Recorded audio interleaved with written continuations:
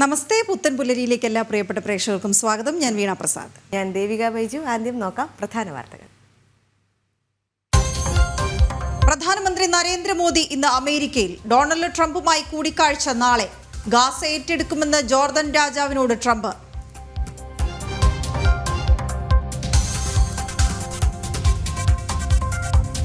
വനമന്ത്രി വിളിച്ച ഉന്നതതല യോഗം ഇന്ന് തലസ്ഥാനത്ത്. സംസ്ഥാനത്തെ വന്യജീവി ആക്രമണങ്ങൾ ചർച്ചാ വിഷയം. വനമേഖലകളിൽ പെട്രോളിംഗ് ഊർജിതമാക്കും. നിലമ്പൂരിൽ ജനവാസ മേഖലയിൽ ഇറങ്ങിയ കരടി കൂട്ടിലായി.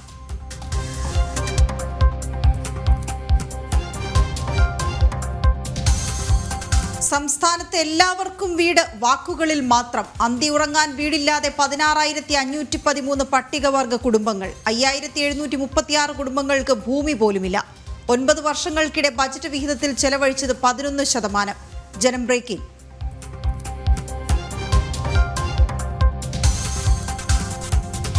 തിരുവനന്തപുരം RCCയിൽ വഴിവിട്ട നിയമനങ്ങൾ തുടർക്കഥ. അഡ്മിനിസ്ട്രേറ്റർ ഓഫീസർ തസ്തികയിൽ തിരികെ കയറ്റൽ. CPMകാരെ നിയമിക്കൽ മാനദണ്ഡങ്ങളെല്ലാം മറികടന്ന്.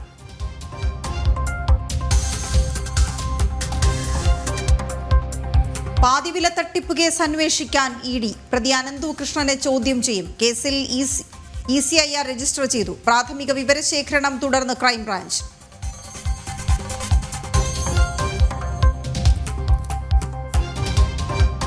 വഞ്ചിയൂരിൽ വഴിമുടക്കി സ്റ്റേജ് കെട്ടിയ കേസ് ഇന്ന് ഹൈക്കോടതിയിൽ.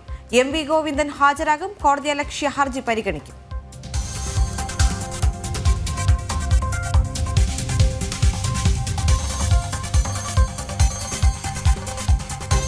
കളമശ്ശേരി സ്ഫോടന കേസിൽ പുതിയ തെളിവുകൾ തേടി പോലീസ്. വിദേശ ഫോൺ കോളുകളിൽ കൂടുതൽ പരിശോധന. സ്ഫോടക വസ്തുക്കൾ ക്രമീകരിക്കാൻ വിദഗ്ധ സഹായം ലഭിച്ചെന്ന് സംശയം. അനുബന്ധ കുറ്റപത്രം സമർപ്പിക്കാൻ സാധ്യത.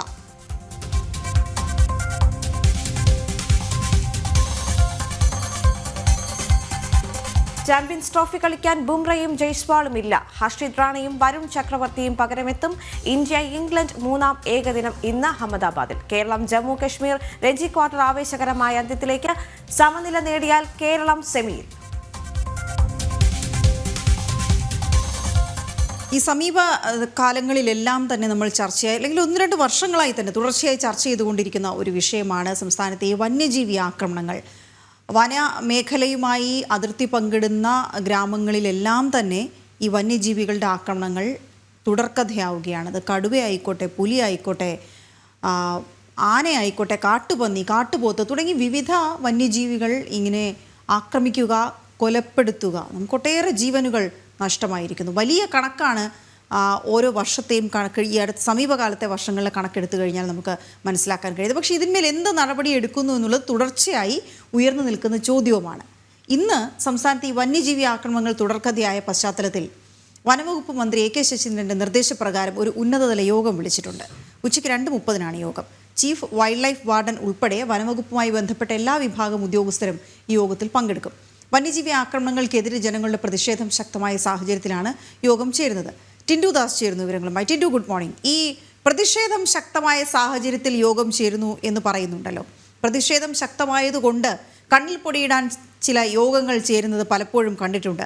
അതിൽ ചില തീരുമാനങ്ങൾ എടുക്കാറുണ്ട്. കേൾക്കുമ്പോൾ വലിയ ആശാവഹം എന്ന് തോന്നാം. പക്ഷേ ഒന്നും തന്നെ നടപ്പിലാകുന്ന സാഹചര്യവുമില്ല. ഇന്ന് നടക്കുന്ന യോഗം എന്തൊക്കെയായിരിക്കും പ്രധാനമായും ചർച്ച ചെയ്യുക? അതിൽ പങ്കെടുക്കുന്നവരിൽ പ്രധാനപ്പെട്ടവരാരൊക്കെയാണ്?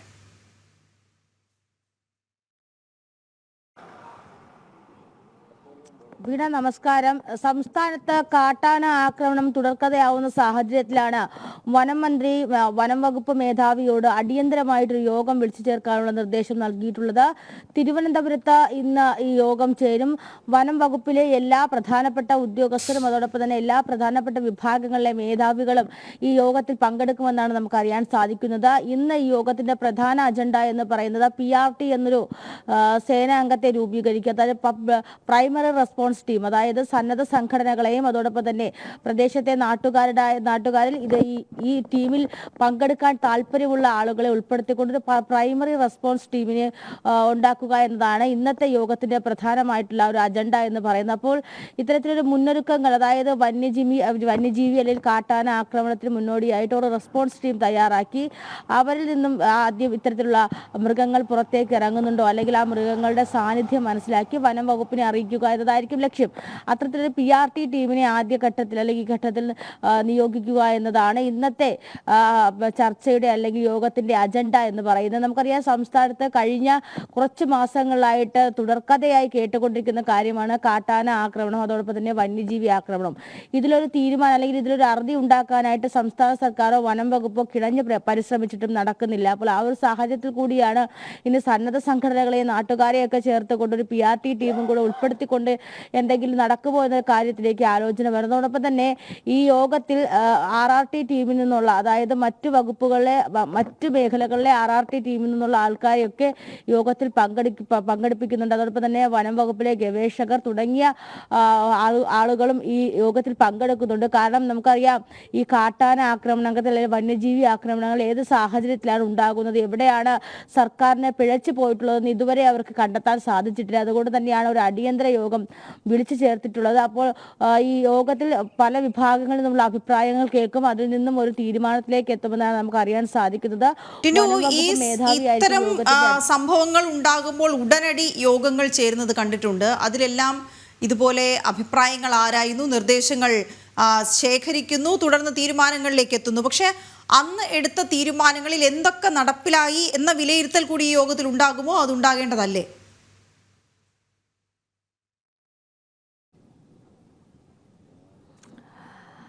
തീർച്ചയായിട്ടും വീണ, അത് ഉണ്ടാകേണ്ടതാണ്. പക്ഷെ അത്തരത്തിൽ എന്തൊക്കെ നടപ്പിലായി എന്നൊരു ആ ഒരു അനലിറ്റിക്കൽ പ്രോസസ്സ് ഇതുവരെ ഒരു യോഗങ്ങളിലും നടന്നിട്ടില്ല. അപ്പോൾ ഇന്നത്തെ യോഗത്തിലും അത് നടക്കുന്നുണ്ടോ എന്നൊരു കാര്യത്തിൽ നമുക്ക് ആശങ്കയുണ്ട്. കാരണം നമുക്കറിയാം, FFW ഉൾപ്പെടെയുള്ള പദ്ധതികൾ സംസ്ഥാന സർക്കാരും വനം വകുപ്പും ചേർന്നുകൊണ്ട് സംയുക്തമായിട്ട് ഈ വനമേഖലകളിലെ വനാതിർത്തി മേഖലയിലെ പ്രശ്നങ്ങൾ പരിഹരിക്കാനായിട്ട് കൊണ്ടുവന്നു.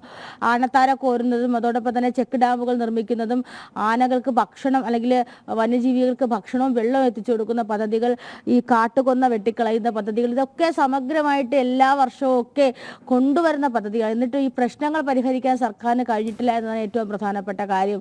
വനാതിർത്തി എവിടെ തുടങ്ങുന്നു, അതിൽ ഗ്രാമാതിർത്തി എവിടെ തുടങ്ങുന്നു എന്നുള്ള അതിർത്തി പോലും കണ്ടെത്താനായിട്ടുള്ള സർവേകൾ പോലും വിജയിച്ചിട്ടില്ല. അത്തരം സർവേകളൊക്കെ നടത്തി ഈ പദ്ധതികൾ നടപ്പിലാക്കുമെന്ന് പറയുമ്പോഴും അതിൻ്റെ ആ പദ്ധതികൾ എന്തുകൊണ്ട് നടപ്പിലാകുന്നില്ല, അല്ലെങ്കിൽ എന്താണ് അത് ഈ പദ്ധതികൾ മുടങ്ങാൻ കാരണം, ഈ അതിർത്തികൾ കണ്ടുപിടിക്കാൻ പോലും എന്തുകൊണ്ട് സർക്കാരിനും വനം വകുപ്പിനും സാധിക്കുന്നില്ല എന്നും ഈ ഘട്ടത്തിൽ തന്നെ മനസ്സിലാക്കേണ്ട കാര്യമാണ്. ഓരോ പദ്ധതികളും അത് കൊണ്ടുവരുന്ന സമയത്ത് മുന്നിൽ ഏർപ്പെടുത്തിയ ഇത്തരത്തിലുള്ള പ്രവർത്തനങ്ങൾ, പദ്ധതികൾ അത് സമഗ്രമായിട്ട് അല്ലെങ്കിൽ അത് ഫലപ്രദമായിട്ട് നടന്നിട്ടുണ്ടോ എന്ന് പോലും സർക്കാരിനോ അല്ലെങ്കിൽ വനം വകുപ്പിനോ അത് അനലൈസ് ചെയ്യാൻ സാധിച്ചിട്ടില്ല. ആ ഒരു സാഹചര്യത്തിൽ കൂടിയാണ് ഈ യോഗവും കടന്നു പോകുന്നത്. അപ്പോൾ പെട്ടെന്നൊരു ടീമിനെ അല്ലെങ്കിൽ PRT എന്ന് പറയുന്ന ഒരു ടീമിനെ നിയോഗിച്ചുകൊണ്ട് ഇനി മുന്നോട്ട് പോകുക, അത്തരത്തിലുള്ള റെസ്പോൺസ് ടീം മാത്രമാണ് ഈ വന്യമൃഗങ്ങൾ ഇത്തരത്തിൽ പുറത്തിറങ്ങുന്നുണ്ടോ എന്നറിയാനായിട്ട് ഒരു റെസ്പോൺസ് ടീം തയ്യാറാക്കുക എന്ന് മാത്രമാണ് സർക്കാരിന്റെ പക്കൽ അല്ലെങ്കിൽ വനംവകുപ്പിന്റെ പക്കൽ ഇപ്പോഴുള്ള ഒരു അജണ്ട എന്ന് പറയുന്നത്. ആ അജണ്ടയായിരിക്കും ഇന്ന് ചർച്ച ചെയ്യുക. മറ്റു കാര്യങ്ങളിലേക്ക് പോകുന്നുണ്ടോ എന്നൊരു കാര്യത്തിൽ വ്യക്തത വന്നിട്ടില്ല. 2:30 ഇന്ന് തിരുവനന്തപുരത്ത് വനം ആസ്ഥാനത്താണ് ഈ യോഗം ചേർന്നത്. യോഗത്തിനു ശേഷം എന്താണ് തീരുമാനമെന്ന് അത് അറിയിക്കുന്നതായിരിക്കും. പക്ഷേ എന്നിരുന്നാലും ഈ അറുതിയില്ലാത്ത കാട്ടാന ആക്രമണം, അറുതിയില്ലാത്ത വന്യജീവി ആക്രമണം, ഇതൊക്കെ പരിഹരിക്കാൻ വനം വകുപ്പ് ഇപ്പോഴും പ്രാപ്തിയായിട്ടില്ലേ എന്നതാണ് ഒരു ചോദ്യം. വീണ. ഓക്കെ, ശരി ടിൻഡു. ഏതായാലും പ്രതിഷേധം ശക്തമായ സാഹചര്യത്തിൽ മറ്റൊരു യോഗം കൂടി ചേരുകയാണ്. അപ്പോൾ ഇനി ആ യോഗത്തിലെടുക്കുന്ന തീരുമാനങ്ങൾ എന്തൊക്കെ നടപ്പിലാക്കാൻ കഴിയുമോ, നടപ്പിലാക്കുന്നതായിരിക്കുമോ കൈക്കൊള്ളുന്നത് എന്നൊക്കെ നമുക്ക് നോക്കാം. മലപ്പുറം നിലമ്പൂർ തേൾപ്പാറയിൽ ജനവാസ മേഖലയിൽ ഇറങ്ങിയ കരടി കൂട്ടിലായി. വനം വകുപ്പ് സ്ഥാപിച്ച കൂട്ടിലാണ് കരടി കുടുങ്ങിയത്. ജനവാസ മേഖലയിൽ ഭീതി പരത്തിയ കരടിയാണ് കൂട്ടിലായത്. ശിവദാസ് കമ്മന് ചേരുന്നുണ്ട് വിവരങ്ങളുമായി. ശിവദാസ്, വളരെയധികം ആശങ്കയായിരുന്നു ഇത്രയും ദിവസം ഈ കരടി, വലിയൊരു ഭീതിയാണ് പ്രദേശവാസികൾക്കിടയിൽ പരത്തിക്കൊണ്ടിരുന്നത്. പക്ഷേ ഇപ്പോൾ ഒരു ആശ്വാസകരമായ വാർത്ത തന്നെയാണ് പുറത്തേക്ക് വരുന്നത്. കരടി കൂട്ടിലായിരിക്കുകയാണ്. കരടി ഇനി എങ്ങോട്ടേക്കാണ് കൊണ്ടുപോകുന്നത്? മറ്റ് നടപടിക്രമങ്ങൾ എങ്ങനെയാണ്? ഏറെയായി ഈ തേൾപ്പാറ ഭാഗത്ത് ഭീതിയിലാഴ്ത്തിക്കൊണ്ടായിരുന്നു കരടി കാട്ടിൽ നിന്നും പുറത്തേക്ക് ഇറങ്ങി വന്നിരുന്നത്. പല സമയത്തും ആളുകൾക്ക് ഭീതി പരത്തിക്കൊണ്ട് ഈ ജനവാസ മേഖലയിൽ കഴിഞ്ഞ ദിവസങ്ങളിൽ രാത്രിയും പകലും എല്ലാം തന്നെ കരടിയെ ഉണ്ടായിരുന്നു. പിന്നീട് നാട്ടുകാർ ആവശ്യപ്പെട്ടതിനെ തുടർന്നാണ് കഴിഞ്ഞ ദിവസം വനം വകുപ്പ് കുറുമ്പ ക്ഷേത്രത്തിന്റെ സമീപത്തായി ഒരു കൂട് സ്ഥാപിച്ചത്. ആ കൂട്ടിലാണ് ഇന്നലെ രാത്രി കരടി കൂട്ടിലായത്. കഴിഞ്ഞ ഒരാഴ്ചയിലേറെ കാലമായി വലിയ രീതിയിൽ തന്നെ ഭീതി വിതച്ചു സൃഷ്ടിച്ചുകൊണ്ട് കരടി ഇവിടെ ഉണ്ടായിരുന്നു. നാട്ടുകാർക്ക് പലപ്പോഴും പകൽ പോലും ഈ ഭാഗങ്ങളിൽ പുറത്തിറങ്ങാൻ കഴിയാത്ത ഒരു സാഹചര്യമാണ് ഉണ്ടായിരുന്നത്. ജോലിക്ക് പോകാനോ അതുപോലെ തന്നെ കുട്ടികൾക്ക് സ്കൂളുകളിലേക്ക് പോകാനോ ഒന്നും തന്നെ വലിയ പ്രയാസമായിരുന്നു. കാരണം പല സ്ഥലത്തും ജനവാസ മേഖലയിൽ വീടിന് സമീപത്തടക്കം ഈ കരടിയെ ആളുകൾ കണ്ടിരുന്നു. അതിനെ തുടർന്ന് നിരന്തരം നാട്ടുകാർ ആവശ്യപ്പെട്ടതിനെ തുടർന്ന് കഴിഞ്ഞ ദിവസമായിരുന്നു വനം വകുപ്പ് ഈ ക്ഷേത്രത്തിന് സമീപത്ത് ഈ കൂട് സ്ഥാപിച്ചത്. ഇന്നലെ രാത്രിയിലാണ് ഈ കരടി ഭീതി പരത്തിയ കരടി കൂട്ടിലായത്. ഈ കരടിയെ പിന്നീട് വനം വകുപ്പ് ഉദ്യോഗസ്ഥർ സ്ഥലത്തെത്തി നെടുങ്കയം ഫോറസ്റ്റ് ഓഫീസിലേക്ക് കൊണ്ടുപോയിട്ടുണ്ട്. അവിടെ നിന്നും ഉൾക്കാടിലേക്ക് തുറന്നു വിടാനാണ് തീരുമാനം ഉള്ളത്. എന്തായാലും വന്യമൃഗ ശല്യം രൂക്ഷമായ ഒരു മേഖല കൂടിയാണ് നിലമ്പൂരിന് സമീപത്തെ തേൾപ്പാറ. കാട്ടുപന്നിയും അതോടൊപ്പം തന്നെ മറ്റു കാട്ടാനകളും അടക്കം നിരവധി ഈ ഭാഗത്ത് ഭീതി സൃഷ്ടിച്ചുകൊണ്ട് നിലനിൽക്കുന്നുണ്ട്. പലപ്പോഴും കാട്ടാനകൾ ജനവാസ മേഖലയിലേക്ക് ഇറങ്ങുന്ന ഒരു സാഹചര്യം കൂടി ഉണ്ട്. അതുകൊണ്ട് തന്നെ ഈ ഭാഗത്ത് ജനങ്ങൾ വലിയ ഭീതിയിലാണ്. പ്രത്യേകിച്ച് മലയോര പ്രദേശം കൂടിയാണ്.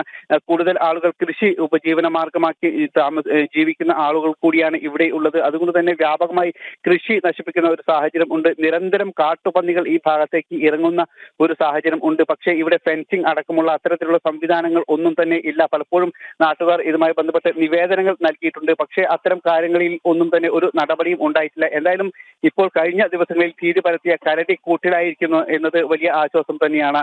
ദേവിക, എന്തായാലും സംസ്ഥാനത്തുടനീളം വന്യമൃഗശല്യം രൂക്ഷമായിരിക്കുന്ന ഒരു സാഹചര്യമുണ്ട്. ബജറ്റിലടക്കം വന്യമൃഗങ്ങളും മനുഷ്യരും തമ്മിലുള്ള സംഘർഷവുമായി ബന്ധപ്പെട്ട് ചില നഷ്ടപരിഹാരങ്ങൾ ഉൾപ്പെടെ നൽകുമെന്ന് പറയുന്നുണ്ടെങ്കിൽ പോലും വലിയ ആശങ്ക തന്നെയാണ്. ജീവൻ നഷ്ടപ്പെട്ടിട്ട് എന്തിന് നഷ്ടപരിഹാരം എന്നെല്ലാം ജനങ്ങൾ ചോദിക്കുന്നുണ്ട്. അതിനുവേണ്ട കൃത്യമായ നടപടികളാണ് സർക്കാരിൻ്റെ ഭാഗത്തു നിന്നും ഇനി ഉണ്ടാകേണ്ടത് എന്നാണ് പറയേണ്ടി വരിക. സംസ്ഥാനത്ത് എമ്പാടും പിടിച്ചുകുലുക്കിക്കൊണ്ടിരിക്കുന്നതാണ് പാതിവില തട്ടിപ്പ്. അല്ലെ, കോടികളുടെ തട്ടിപ്പാണ് നടന്നിരിക്കുന്നത്. കേസെടുത്ത ED മുഖ്യപ്രതി അനന്തു കൃഷ്ണനെ ഇന്ന് ചോദ്യം ചെയ്യും.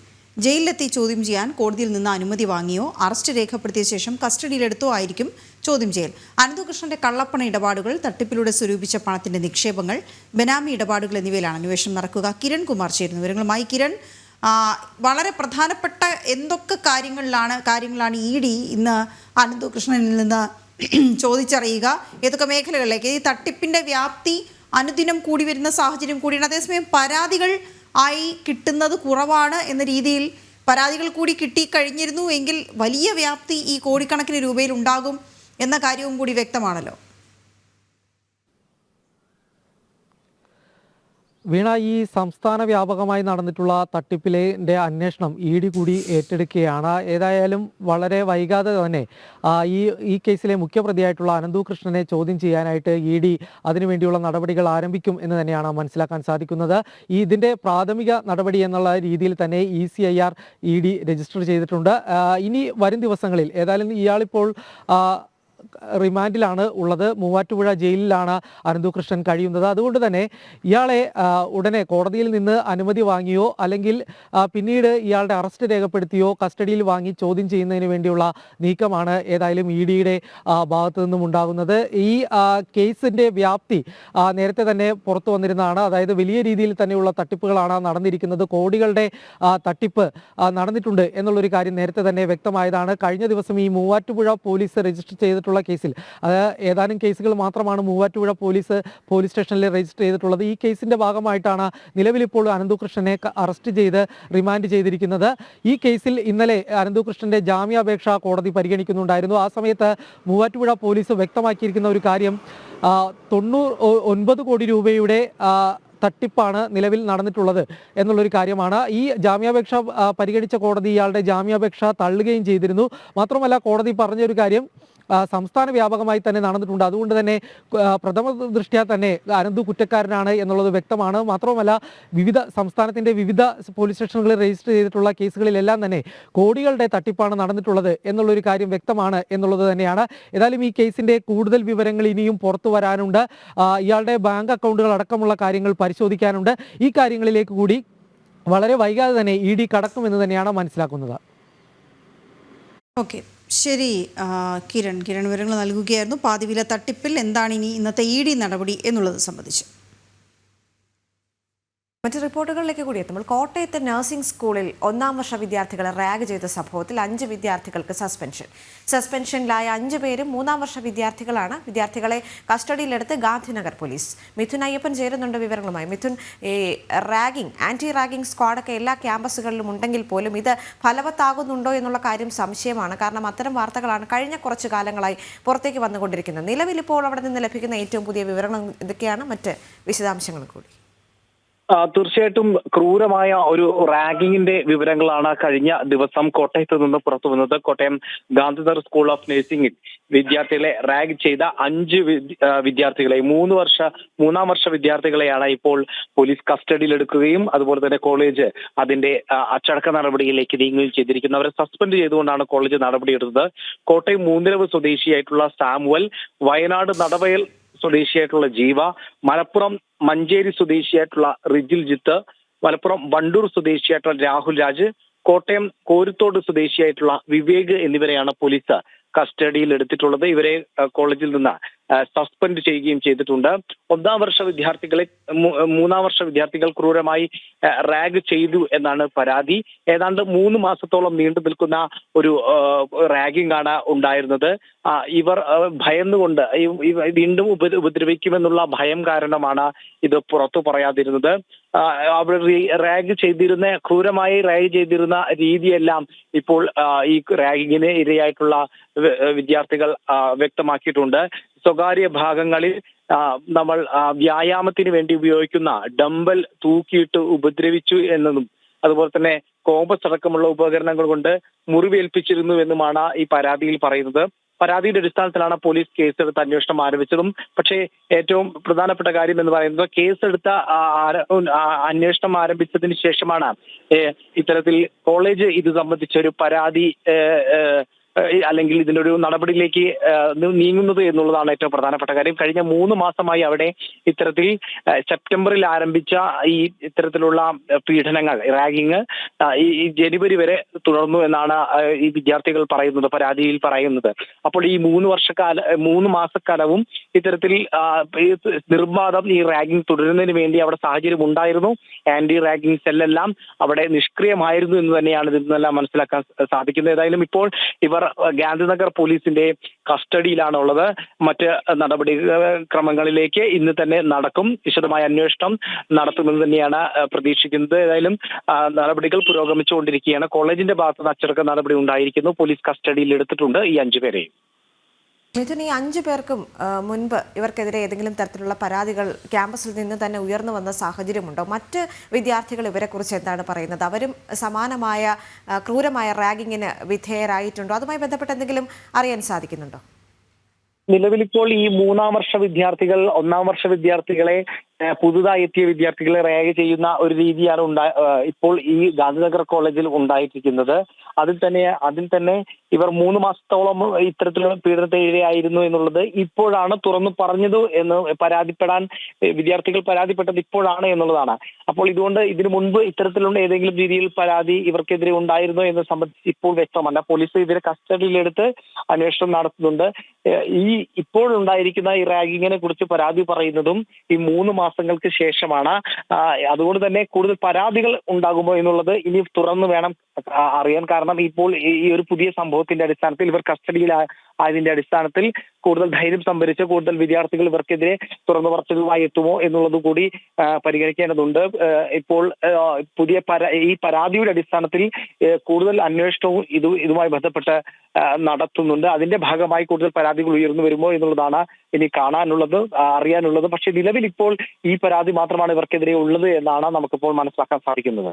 ശരി, എന്തായാലും ക്യാമ്പസുകളിലെ ആന്റി റാഗിംഗ് സെല്ലുകൾ ശരിയായ രീതിയിൽ പ്രവർത്തിക്കുന്നില്ല എന്ന് സൂചിപ്പിക്കുന്ന തരത്തിലേക്കുള്ള ചില റിപ്പോർട്ടുകളാണ് ഒരു ഘട്ടത്തിൽ പുറത്തേക്ക് വരുന്നത്. മിഥുൻ അയ്യപ്പനാണ് വിവരങ്ങൾ നൽകിയത്. ഈ മുണ്ടക്കൈ ചൂരൽമല ദുരന്തത്തിൽ കാണാതായവരെ മരിച്ചവരായി കണക്കാക്കി ഉത്തരവിറക്കി. 32 പേരെയാണ് ഇനിയും കണ്ടെത്താനുള്ളത്. ഇവരെയാണ് മരിച്ചവരായി കണക്കാക്കി സബ് കളക്ടർ ഉത്തരവിറക്കിയത്. അർജുൻ PS ചെയ്യുന്ന വിവരങ്ങളുമായി. അർജുൻ, ഇത് ഈ മുണ്ടക്കൈ ചൂരൽമല പുനരധിവാസം സംബന്ധിച്ചുമൊക്കെ, വയനാട് പുനരധിവാസം സംബന്ധിച്ചുമൊക്കെ ചർച്ചകൾ നടക്കുന്ന സമയമാണ്. അപ്പോൾ 32 പേരെ ഇനിയും കണ്ടെത്താനുണ്ട് എന്നുള്ളതാണ് വാസ്തവം. അപ്പോൾ അവരെ മരിച്ചവരായി കണക്കാക്കുകയാണ്. അത് സങ്കടകരവുമാണ്, അതേസമയം ഇതിൻ്റെ നിയമ നടപടികളുടെ ഭാഗവുമാണ്. അപ്പോൾ വിവരങ്ങൾ എന്തൊക്കെയാണ്?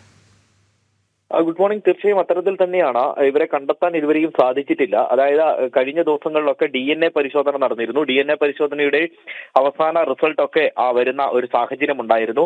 അത് കഴിഞ്ഞതിന് ശേഷമാണ് ഒരു 32 പേരെ കൂടി കാണാനുണ്ടെന്നുള്ള ഒരു വസ്തുത തിരിച്ചറിയുന്നത്. അതിനുശേഷം ഈ 32 പേർക്കായിട്ടുള്ള തെരച്ചിൽ അവസാനിപ്പിച്ചു എന്നുള്ളതാണ് പ്രധാനമായും നമുക്ക് മനസ്സിലാക്കാൻ സാധിക്കുന്നത്. തെരച്ചിൽ നേരത്തെ അവസാനിപ്പിച്ചതാണ്.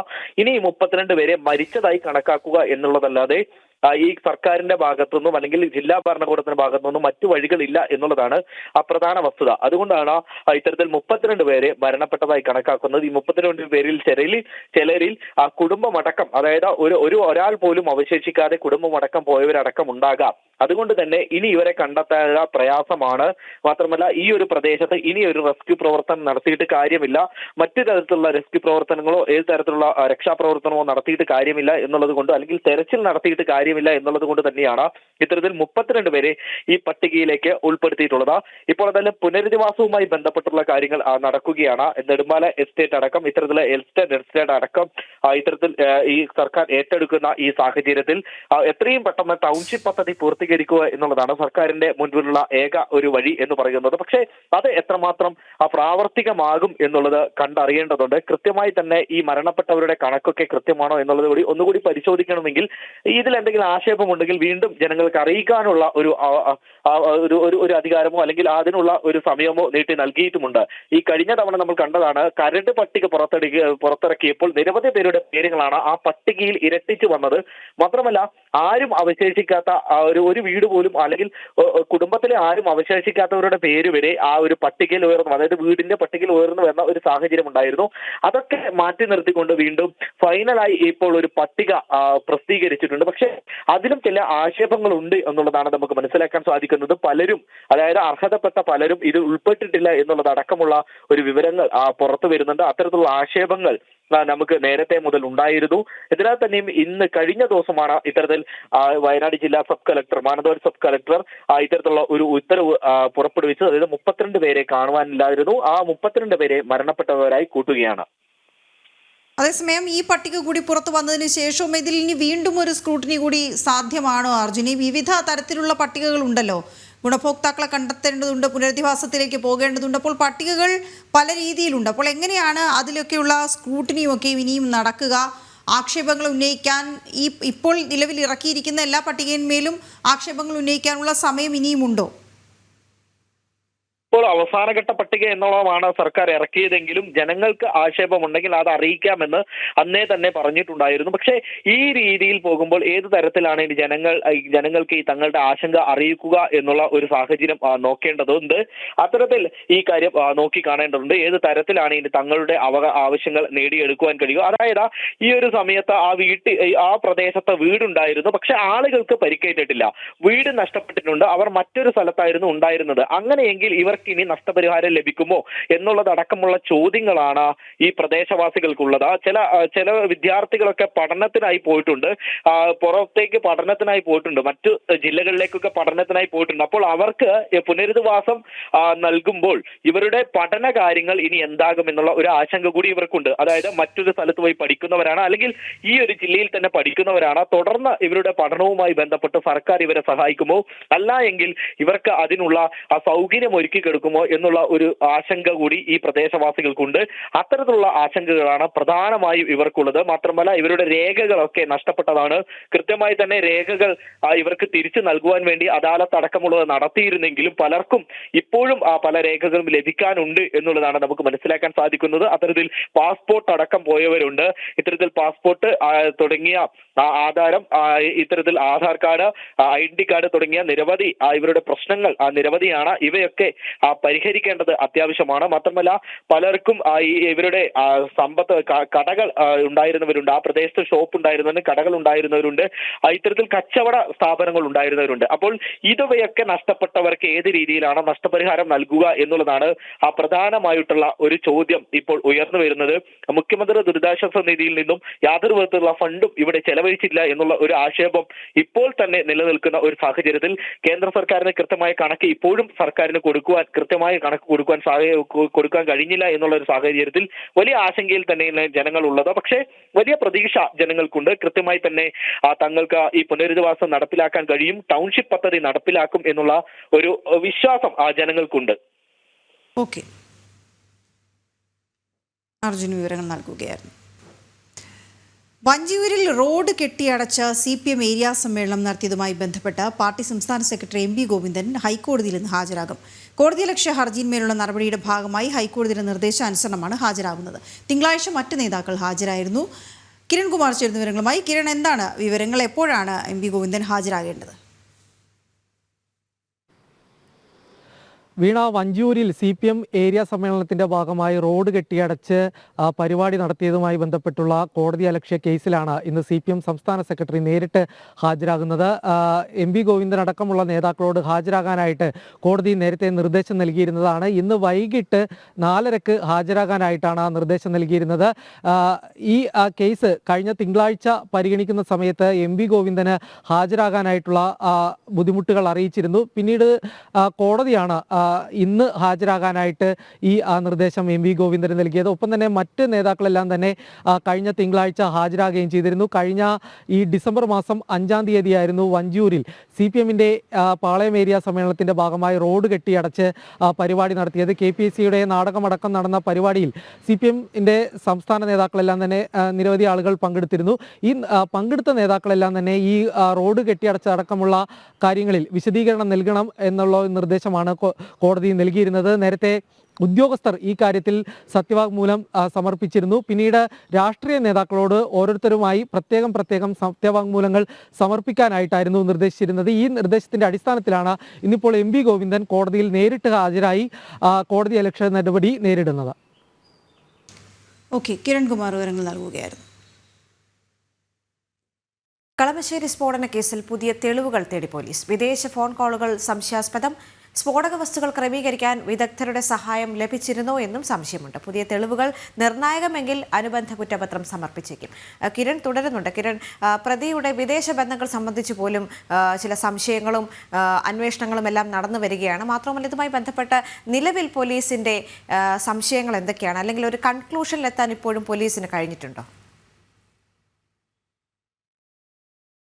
ഈ കളമശ്ശേരിയിലെ സ്ഫോടന കേസുമായി ബന്ധപ്പെട്ട് നേരത്തെ ഇതിൽ പിടിയിലായിട്ടുള്ള പ്രതി ഡൊമിനിക് മാർട്ടിൻ മാത്രമാണ് ഏക പ്രതി എന്ന് പറഞ്ഞുകൊണ്ടായിരുന്നു പോലീസ് കുറ്റപത്രം സമർപ്പിച്ചത്. കഴിഞ്ഞ ഏപ്രിൽ കുറ്റപത്രം സമർപ്പിച്ചിരുന്നതാണ്. എന്നാൽ ഈ കേസിലെ നേരത്തെ മുതൽ ഉയർന്നിരുന്ന ചില ആരോപണങ്ങളിലും സംശയങ്ങളിലേക്കും വീണ്ടും പോലീസിന്റെ അന്വേഷണം എത്തുന്നു എന്നുള്ളൊരു കാര്യം തന്നെയാണ്. ഈ സംഭവ ദിവസം ഈ ബോംബുണ്ടാക്കിയതടക്കമുള്ള കാര്യങ്ങളിൽ ഇയാൾക്ക് ഏതെങ്കിലും തരത്തിലുള്ള വിദേശ സഹായങ്ങൾ ലഭിച്ചിട്ടുണ്ടോ എന്ന കാര്യങ്ങളിലേക്കാണ് കൂടുതലായിട്ട് പോലീസ് പരിശോധനയ്ക്ക് വേണ്ടി ഒരുങ്ങുന്നത്. ആദ്യഘട്ടത്തിൽ പരിശോധന നടത്തിയ പോലീസ് പറഞ്ഞിരുന്നത് ഇത് വ്യക്തിവൈരാഗ്യം മാത്രമാണ്. യഹോവ സാക്ഷികളുടെ സഭയിൽ അംഗമായിരുന്ന ഡൊമിനിക്കിന് പിന്നീട് ഈ സഭയിലെ മറ്റുള്ള ആളുകളുമായിട്ട് വൈരാഗ്യം ഉണ്ടാകുന്നു. ഇതിനെ തുടർന്നാണ് ഇയാൾ ഈ സ്ഫോടനം നടത്തിയിരുന്നത് എന്ന് മാത്രമായിരുന്നു ഈ കുറ്റപത്രത്തിൽ പറഞ്ഞിരുന്നത്. എന്നാൽ ചില കാര്യങ്ങൾ, ഇയാൾക്ക് ബോംബ് നിർമ്മാണത്തിന് ഇയാൾ ചില വീഡിയോകൾ റെഫർ ചെയ്തിട്ടുണ്ട്. കൂടാതെ ഇയാൾക്ക് വിദേശത്ത് നിന്ന് കോളുകൾ മറ്റും ഈ സമയത്ത് ആയിട്ട് വന്നിട്ടുണ്ട്. അതായത് ഈ ബോംബ് നിർമ്മാണത്തിനും ഈ സ്ഫോടനത്തിന് ശേഷമായിട്ടുള്ള സമയങ്ങളിലൊക്കെ തന്നെ ഇയാൾക്ക് ഫോൺ കോളുകളൊക്കെ വന്നിട്ടുണ്ട്.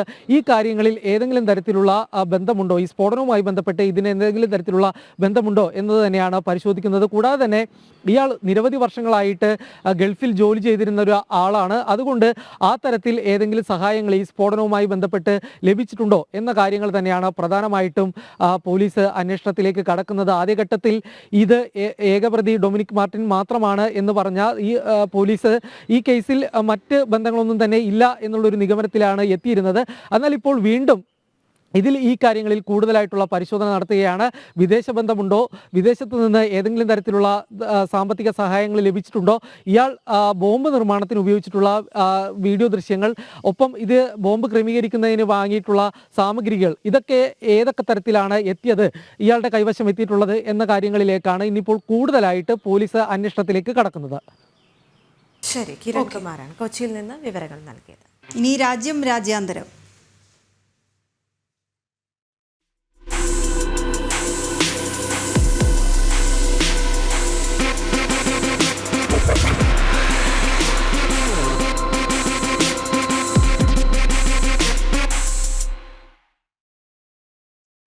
ഫ്രാൻസ് സന്ദർശിക്കുന്ന പ്രധാനമന്ത്രി നരേന്ദ്രമോദി 1ഉം 2ഉം ലോകമഹായുദ്ധങ്ങളിൽ വീരമൃത്യു വരിച്ച ഇന്ത്യൻ സൈനികരുടെ സ്മൃതി മണ്ഡപമായ മാർസയിൽ സന്ദർശിച്ചു. വീര സവർക്കർ നടത്തിയ ധീരമായ രക്ഷപ്പെടൽ ശ്രമവും അദ്ദേഹം ഓർമ്മിച്ചു. ഊഷ്മളമായ വരവേൽപ്പാണ് ഇവിടെയും ഇന്ത്യൻ സമൂഹം പ്രധാനമന്ത്രിക്ക് നൽകിയത്. ഇന്നലെ French president Emmanuel Macron, American vice president JD Vance എന്നിവരുമായി പ്രധാനമന്ത്രി കൂടിക്കാഴ്ച നടത്തിയിരുന്നു. ഐസൺ ജോസ് ചേരുന്നുണ്ട് വിവരങ്ങളുമായി. ഐസൺ, സുപ്രധാനമായ കൂടിക്കാഴ്ചകൾക്കൊപ്പം മറ്റു വിശേഷങ്ങളും പ്രധാനമന്ത്രിയുടെ സന്ദർശനം സംബന്ധിച്ച്. തീർച്ചയായും വീണ, ഏറെ സുപ്രധാനമായ കൂടിക്കാഴ്ചകൾ ഇന്നലെ നടന്നിരുന്നു എന്നതിന് ശേഷം, അതായത് ആർട്ടിഫിഷ്യൽ ഇൻ്റലിജൻസുമായി ബന്ധപ്പെട്ട് നടന്ന ആ ചർച്ചയിൽ അല്ലെങ്കിൽ ആ സമ്മിറ്റിൽ co-chair ആയിരുന്നു പ്രധാനമന്ത്രി എന്നതാണ് ഏറെ പ്രാധാന്യത്തോടെ കാണേണ്ടത്. അതിനുശേഷം നമ്മൾ ഇന്നലെ തന്നെ വാർത്തകളിലെല്ലാം തന്നെ വിശദമായി പ്രതിപാദിച്ച വിഷയങ്ങളാണ്. അതായത് ഭാരതം പോലെ വലിയൊരു രാജ്യത്ത് എങ്ങനെയാണോ ആർട്ടിഫിഷ്യൽ ഇൻ്റലിജൻസിനെ പ്രായോഗികമായി പ്രയോജനപ്പെടുത്താൻ സാധിക്കുക, അതിൻ്റെ എല്ലാം ഒരു അന്വേഷണങ്ങളും അതുപോലെ തന്നെയുള്ളൊരു ബ്രെയിൻ സ്റ്റോമിംഗ് ആക്ടിവിറ്റികളെല്ലാം ആയിരുന്നു അന്ന് നടന്നിരുന്നത് എന്നാണ് നമുക്ക് മനസ്സിലാക്കാൻ സാധിച്ചത്. അതിന് തൊട്ടടുത്ത ദിവസമാണ് അദ്ദേഹം മസയിലെ ഈ യുദ്ധസ്മാരകം സന്ദർശിച്ചത്. യുദ്ധസ്മാരകം സന്ദർശിച്ചപ്പോഴോളം തന്നെ ഏറ്റവും നിർണായകമായ രാഷ്ട്രത്തിൻ്റെ അഭിമാനമുയർത്തിയ ഒരു സംഭവത്തെ കൂടി അദ്ദേഹം പരാമർശിക്കുകയും അദ്ദേഹം അത് തൻ്റെ ട്വീറ്റിൽ വളരെ കൃത്യമായി അറിയിക്കുകയും ചെയ്തിട്ടുണ്ട് പ്രധാനമന്ത്രി. അതായത് ആ നഗരത്തിൽ നിന്ന്, ഈ മസയിലെ ഈ നഗരത്തിൽ നിന്നും വീർ സവർക്കർ രക്ഷപ്പെട്ട ഒരു കഥ, അല്ലെങ്കിൽ ധീരോചിതമായ ഒരു രക്ഷപ്പെടലിൻ്റെ കഥ ഓർമ്മിപ്പിച്ചുകൊണ്ടാണ് അദ്ദേഹം ഇക്കാര്യങ്ങളെല്ലാം തന്നെ പറഞ്ഞത്. അദ്ദേഹം അവിടെ നിന്ന് രക്ഷപ്പെടുന്നതിന് വേണ്ടി കടുത്ത ശ്രമങ്ങൾ നടക്കുന്ന ആ ഒരു സാഹചര്യത്തിൽ ബ്രിട്ടീഷുകാർക്ക് ഒറ്റുകൊടുക്കാതിരിക്കാൻ അവിടുത്തെ ഫ്രഞ്ചുകാർ ശ്രമിച്ചു. അതിന് ഫ്രഞ്ച് സമൂഹത്തോട് നന്ദിയുണ്ട് എന്നും പ്രധാനമന്ത്രി പറഞ്ഞു. തീർച്ചയായും ഏറെ പ്രധാനപ്പെട്ട, അല്ലെങ്കിൽ ഭാരതം ഏറ്റവും അധികം ഗൗരവത്തോടെ കാണുന്ന, അല്ലെങ്കിൽ ഏറെ പ്രാധാന്യത്തോടെ കാണുന്ന ഭാരതത്തിൻ്റെ ഒരു നിർണായക വീരപുരുഷൻ കൂടിയായ വീർ സവർക്കറെ ഉൾപ്പെടെ ഓർമ്മിച്ചുകൊണ്ടാണ് അദ്ദേഹം തൻ്റെ നിലപാടുകൾ അവിടെ വ്യക്തമാക്കുകയും ചെയ്തിരിക്കുന്നത്. മാത്രമല്ല, വളരെ നിർണായകമായ പല കൂടിക്കാഴ്ചകളും ഇന്നലെ നടന്നതിന് ശേഷം തന്നെ ഈ ഇന്ത്യൻ സമൂഹത്തെയുമായി അഭിസംബോധന ചെയ്യുന്നതിനുള്ള നീക്കങ്ങളെല്ലാം തന്നെ ഫ്രാൻസിൽ നടക്കുകയും ചെയ്തു. നമുക്കറിയാവുന്നതാണ്, ഭാരതവും ഫ്രാൻസുമായി വിശാലമായ ചർച്ചകളും അതുപോലെ തന്നെ സൈനികേതര ബന്ധങ്ങളും ഊട്ടിയുറപ്പിക്കുന്നതിനുള്ളൊരു നീക്കമാണ് പ്രധാനമായും ഇന്ന് ഈ 2 ദിവസങ്ങളിലുമായി പ്രധാനമന്ത്രി ഫ്രാൻസുമായുള്ള ഉഭയകക്ഷി ചർച്ചകളിൽ നടത്തിയത്. നേരത്തെ സൂചിപ്പിച്ചതുപോലെ JD വാൻസുമായും ഒക്കെ തന്നെ അദ്ദേഹം കൂടിക്കാഴ്ചകളും തുടർ നടപടികളെല്ലാം തന്നെ അന്താരാഷ്ട്ര ബന്ധങ്ങൾ ഉറപ്പിക്കുന്നതിനുള്ള നടപടികളും നടത്തിയിരുന്നു. ഏറ്റവും പ്രാധാന്യത്തോടെ കാണേണ്ടത് JD വാൻസുമായുള്ള കൂടിക്കാഴ്ച തന്നെയാണ്. ആ കൂടിക്കാഴ്ചയുടെ വിശദാംശങ്ങൾ ഈ ട്രംപുമായുള്ള കൂടിക്കാഴ്ചയ്ക്ക് ശേഷം കൂടുതൽ നമുക്ക് ലഭ്യമാക്കാൻ സാധിക്കും. ട്രംപുമായി കൂടിക്കാഴ്ച നടത്തുന്നതിൻ്റെ മുന്നോടിയായി തന്നെയാണ് JD വാൻസുമായി അദ്ദേഹം കൂടിക്കാഴ്ച പാരീസിൽ നടത്തിയത്. വീണ. ശരി, ഏസൻ തുടരുക. മറ്റൊരു റിപ്പോർട്ട് കൂടി പരിശോധിക്കേണ്ടതായിട്ടുണ്ട്. ഗാസ ഏറ്റെടുക്കുമെന്ന നിലപാട് ആവർത്തിച്ച് ഡൊണാൾഡ് ട്രംപ്. ജോർദാൻ രാജാവ് അബ്ദുള്ളയുമായി വൈറ്റ് ഹൗസിൽ നടന്ന കൂടിക്കാഴ്ചയിലാണ് ട്രംപ് നിലപാട് ആവർത്തിച്ചത്. ഗാസയിലെ ഒരു വിഭാഗം ജനങ്ങളെ ജോർദാനിലേക്കും ഈജിപ്തിലേക്കും മാറ്റണമെന്ന് ട്രംപ് നിർദ്ദേശിച്ചിരുന്നു. അതേസമയം ഗാസയിലെ ഗുരുതര ആരോഗ്യ പ്രശ്നങ്ങളുള്ള 2000 കുട്ടികളെ ജോർദാൻ ഏറ്റെടുക്കുമെന്നും ജോർദാൻ രാജാവ് അറിയിച്ചു. ഗാസയിലെ ജനതയെ ഏറ്റെടുക്കുന്നത് ഈജിപ്തിന്റെ നിലപാട് കൂടി അറിഞ്ഞതിന് ശേഷമായിരിക്കുമെന്നും ജോർദാൻ രാജാവ് പറഞ്ഞു. ഐസൻ തുടരുന്നു. ഈ ഗാസ ഏറ്റെടുക്കലുമായി ബന്ധപ്പെട്ട് ഇപ്പോഴും ചർച്ചകൾ തുടരുകയാണ്. അതിലൊരു അന്തിമ തീരുമാനം ഇതുവരെയും വന്നിട്ടില്ലെങ്കിലും നിലവിൽ എങ്ങനെയാണ് അത് പുരോഗമിക്കുന്നത്? ദേവിക, ഏറെ വിശാലമായ ചർച്ചകൾ ഈ വിഷയത്തിൽ അനിവാര്യമാണ് എന്നതൊരു വസ്തുത തന്നെയാണ്. നമുക്കറിയാവുന്നതാണ്, ഗാസ എന്ന് പറയുന്നത് ഒരു തർക്കപ്രദേശമാണ്. പലവിധ തരത്തിലുള്ള പ്രശ്നങ്ങൾ ആ മേഖലയുമായി ബന്ധപ്പെട്ടുണ്ട്. ഗാസയും അതുപോലെ തന്നെ വെസ്റ്റ് ബാങ്കും സംബന്ധിച്ച് അന്താരാഷ്ട്ര തലത്തിൽ വിവിധങ്ങളായ ചർച്ചകളും അതുപോലെ തന്നെ സംഘർഷങ്ങളും നിലനിൽക്കുന്ന ഒരു സാഹചര്യമുണ്ട്. ഇസ്രായേലിനെ സംബന്ധിച്ചിടത്തോളം കൃത്യമായ ഈ വിഷയത്തിൽ നിലപാടുകളുണ്ട്. അത്തരത്തിലുള്ള നിരവധിയായ വിഷയങ്ങൾ സങ്കീർണമാക്കിക്കൊണ്ടിരിക്കുന്ന ഒരു സാഹചര്യത്തിലാണ് ഈ ഗാസ ഏറ്റെടുക്കുമെന്ന നിലപാട്, ഗാസയെ ഏറ്റെടുത്ത് റിവേറയാക്കി മാറ്റുമെന്നുള്ള നിലപാട് ട്രംപ് പ്രധാനമന്ത്രി ബെഞ്ചമിൻ നെതന്യാഹുമായുള്ള കൂടിക്കാഴ്ചയ്ക്കിടെ വ്യക്തമാക്കുകയും ചെയ്തത്. അത്തരത്തിലുള്ളൊരു നീക്കം നടത്തുന്നതിൻ്റെ മുന്നോടിയായ ഈ നടപടികൾ ആരംഭിച്ചപ്പോൾ തന്നെ ശക്തമായ എതിർപ്പ് അറബ് രാജ്യങ്ങളുടെ ഭാഗത്തുനിന്ന് വളരെ കൃത്യമായി ഉണ്ടാവുകയും ചെയ്തു. മാത്രമല്ല, ഈജിപ്തും ആ നിലപാടിനോടൊപ്പമാണ് നിന്നത്. നമുക്കറിയാവുന്നതാണ്, ഈജിപ്തിലേക്കും ജോർദാനിലേക്കുമാണ് ഗാസയിലെ ജനങ്ങളെ മാറ്റിപ്പാർപ്പിക്കേണ്ടത്, അല്ലെങ്കിൽ ഒരു വിഭാഗം ജനതയെ മാറ്റിപ്പാർപ്പിക്കേണ്ടത് എന്ന നിലപാടാണ് ട്രംപ് സ്വീകരിച്ചത്. അതിന് പിന്നിൽ വളരെ കൃത്യമായൊരു കാര്യവും അദ്ദേഹം ചൂണ്ടിക്കാണിക്കുന്നുണ്ട്. നമുക്കറിയാവുന്നതാണ്, വടക്കൻ ഗാസയിലെ ശക്തമായ ഹമസ് കേന്ദ്രങ്ങളിലെല്ലാം തന്നെ മനുഷ്യ കവചമായി ഈ മനുഷ്യരെ, അതായത് ഈ ഗാസയിലെ ജനതയെ ഉപയോഗിക്കുന്നു. അവരെ തുടർന്നും മനുഷ്യ കവചമായി ഉപയോഗിച്ച് ഈ സ്ലീപ്പർ സെല്ലുകൾ ശക്തമാകാതിരിക്കുന്നതിന് വേണ്ടി അവിടെ നിന്ന് അവരെ മാറ്റുന്നത് കൃത്യമായി നടപ്പാക്കുകയാണെങ്കിൽ കർശനമായ സൈനിക നടപടി അവിടെ സാധ്യമാവുകയും ചെയ്യും. സ്വാഭാവികമായ മേഖലയിലെ ശാന്തിയും സമാധാനവും നിലനിർത്താൻ സാധിക്കുമെന്ന ഒരു നിലപാടാണ് കൃത്യമായും ട്രംപ് മുന്നോട്ട് വയ്ക്കുന്നത്. ഈ ഒരു പശ്ചാത്തലത്തിലാണ് ജോർദാൻ രാജാവ് ഇന്നലെ വൈറ്റ് ഹൗസിൽ ട്രംപുമായി കൂടിക്കാഴ്ച നടത്തിയത്. നമുക്ക് അറിയാവുന്നതാണ്, ഏറെ പ്രാധാന്യത്തോടെ കാണേണ്ട ഒരു വിഷയമുണ്ട് അതിൽ. കാരണം പശ്ചിമേഷ്യയിലെ 2 നേതാക്കളെയാണ് അദ്ദേഹം ആദ്യം തന്നെ കണ്ടത്. അതായത് ആദ്യം അദ്ദേഹത്തിൻ്റെ വിദേശ അതിഥികളായി എത്തിയത് ബെഞ്ചമിൻ നെതന്യാഹുവും ജോർദാൻ രാജാവുമാണ്. ഇനി നാളെ പ്രധാനമന്ത്രി എത്താനിരിക്കുന്നു എന്നത് മറ്റൊരു കാര്യം. അതായത് ആ 2 നേതാക്കളെയും കണ്ടതിന് ശേഷം ഏറ്റവും നിർണായകമായ വിഷയം ഗാസ തന്നെയായിരുന്നു. ഈ ഗാസയിലെ നിലപാട് ജോർദാനും ഈജിപ്തിലേക്കും മാറ്റണമെന്ന ട്രംപിൻ്റെ നിലപാട് അംഗീകരിക്കാനുള്ള ഒരു തീരുമാനം, ആലോചന കൃത്യമായി നടക്കുന്നു എന്ന് തന്നെയാണ് ഇതിൽ നിന്നും വായിച്ചെടുക്കാൻ സാധിക്കുന്നത്. പക്ഷേ അത് കൃത്യമായി 2 രാജ്യങ്ങളും തുറന്നു പറഞ്ഞിട്ടില്ല. ഈജിപ്ത് എതിർപ്പ് അറിയിക്കുകയും ചെയ്തിട്ടുണ്ട്. മറ്റൊരു പ്രധാന വിഷയം എടുത്തു പറയേണ്ടത് ഗാസയിലെ തന്നെ ഈ ദുരന്തങ്ങളുടെ എല്ലാം പശ്ചാത്തലത്തിൽ ആരോഗ്യ സംരക്ഷണം സാധ്യമാകാതെയും അതുപോലെ തന്നെ യുദ്ധത്തിൻ്റെ സാഹചര്യം ഉണ്ടായപ്പോൾ മുറിവേറ്റ കുട്ടികളെയും എല്ലാം തന്നെയുള്ള ഒരു 2000-ഓളം ഗുരുതര പരിക്കേറ്റ കുട്ടികളെ ഏറ്റെടുക്കാൻ തയ്യാറെന്ന് ജോർദാൻ അറിയിക്കുന്നുണ്ട്. മാത്രമല്ല ഈജിപ്തുമായി ചർച്ച ചെയ്തതിന് ശേഷം ഈ ഗാസയിലെ ജനങ്ങളെ മാറ്റിപ്പാർപ്പിക്കുന്നത്, പ്രത്യേകിച്ചും ഹാമാസിൻ്റെ ശക്തി കേന്ദ്രങ്ങളിലുള്ള ഈ ജനങ്ങളെ മാറ്റിപ്പാർപ്പിക്കുന്നത് സംബന്ധിച്ച് തീരുമാനമെടുക്കാമെന്നൊരു നിലപാടാണ് എടുത്തിരിക്കുന്നത്. മറ്റൊരു പ്രധാന വിഷയം തന്നെ എടുത്തു പറയേണ്ടത് ജോർദാൻ രാജാവ് സമൂഹ മാധ്യമങ്ങളിൽ കുറിച്ചിരിക്കുന്നത് ക്രിയേറ്റീവായ ചർച്ച അല്ലെങ്കിൽ വളരെ ക്രിയാത്മകമായ ഒരു ചർച്ച ട്രംപുമായി നടന്നു എന്നാണ്. ഈ ക്രിയാത്മകമായ ചർച്ച എന്നതിന് പറഞ്ഞതിന് ശേഷമാണ് കുട്ടികളെ ഏറ്റെടുക്കാമെന്നും ഈജിപ്തുമായി സംസാരിച്ചതിന് ശേഷം ഈ വിഷയത്തിൽ, അതായത് മാറ്റിപ്പാർപ്പിക്കുന്നത് സംബന്ധിച്ച് അന്തിമ തീരുമാനമെടുക്കാമെന്നും പറഞ്ഞത്. നേരിട്ട് എതിർക്കുന്ന ഒരു സാഹചര്യമാണ് ഈ 2 രാജ്യങ്ങളും എടുത്തിരുന്നതെങ്കിൽ ട്രംപുമായുള്ള കൂടിക്കാഴ്ചയ്ക്ക് ശേഷം ജോർദാൻ കുറച്ചുകൂടി അയഞ്ഞ നിലപാട് ഇക്കാര്യത്തിൽ സ്വീകരിക്കുന്നുണ്ട് എന്നാണ് മനസ്സിലാക്കാൻ സാധിക്കുന്നത്. ദേവിക, സമഗ്രമായ റിപ്പോർട്ടുകൾ പങ്കുവച്ചത് ഇന്റർനാഷണൽ ഡെസ്കിൽ നിന്ന് ഐസൻ ജോസ്. വീണ, ഇനി നമ്മൾ എവിടേക്കാണ് പോകുന്നത്? കുംഭമേളയുടെ വിശേഷങ്ങളിലേക്ക്. സനാതനധർമ്മത്തിന്റെ വിരാട സംഗമം.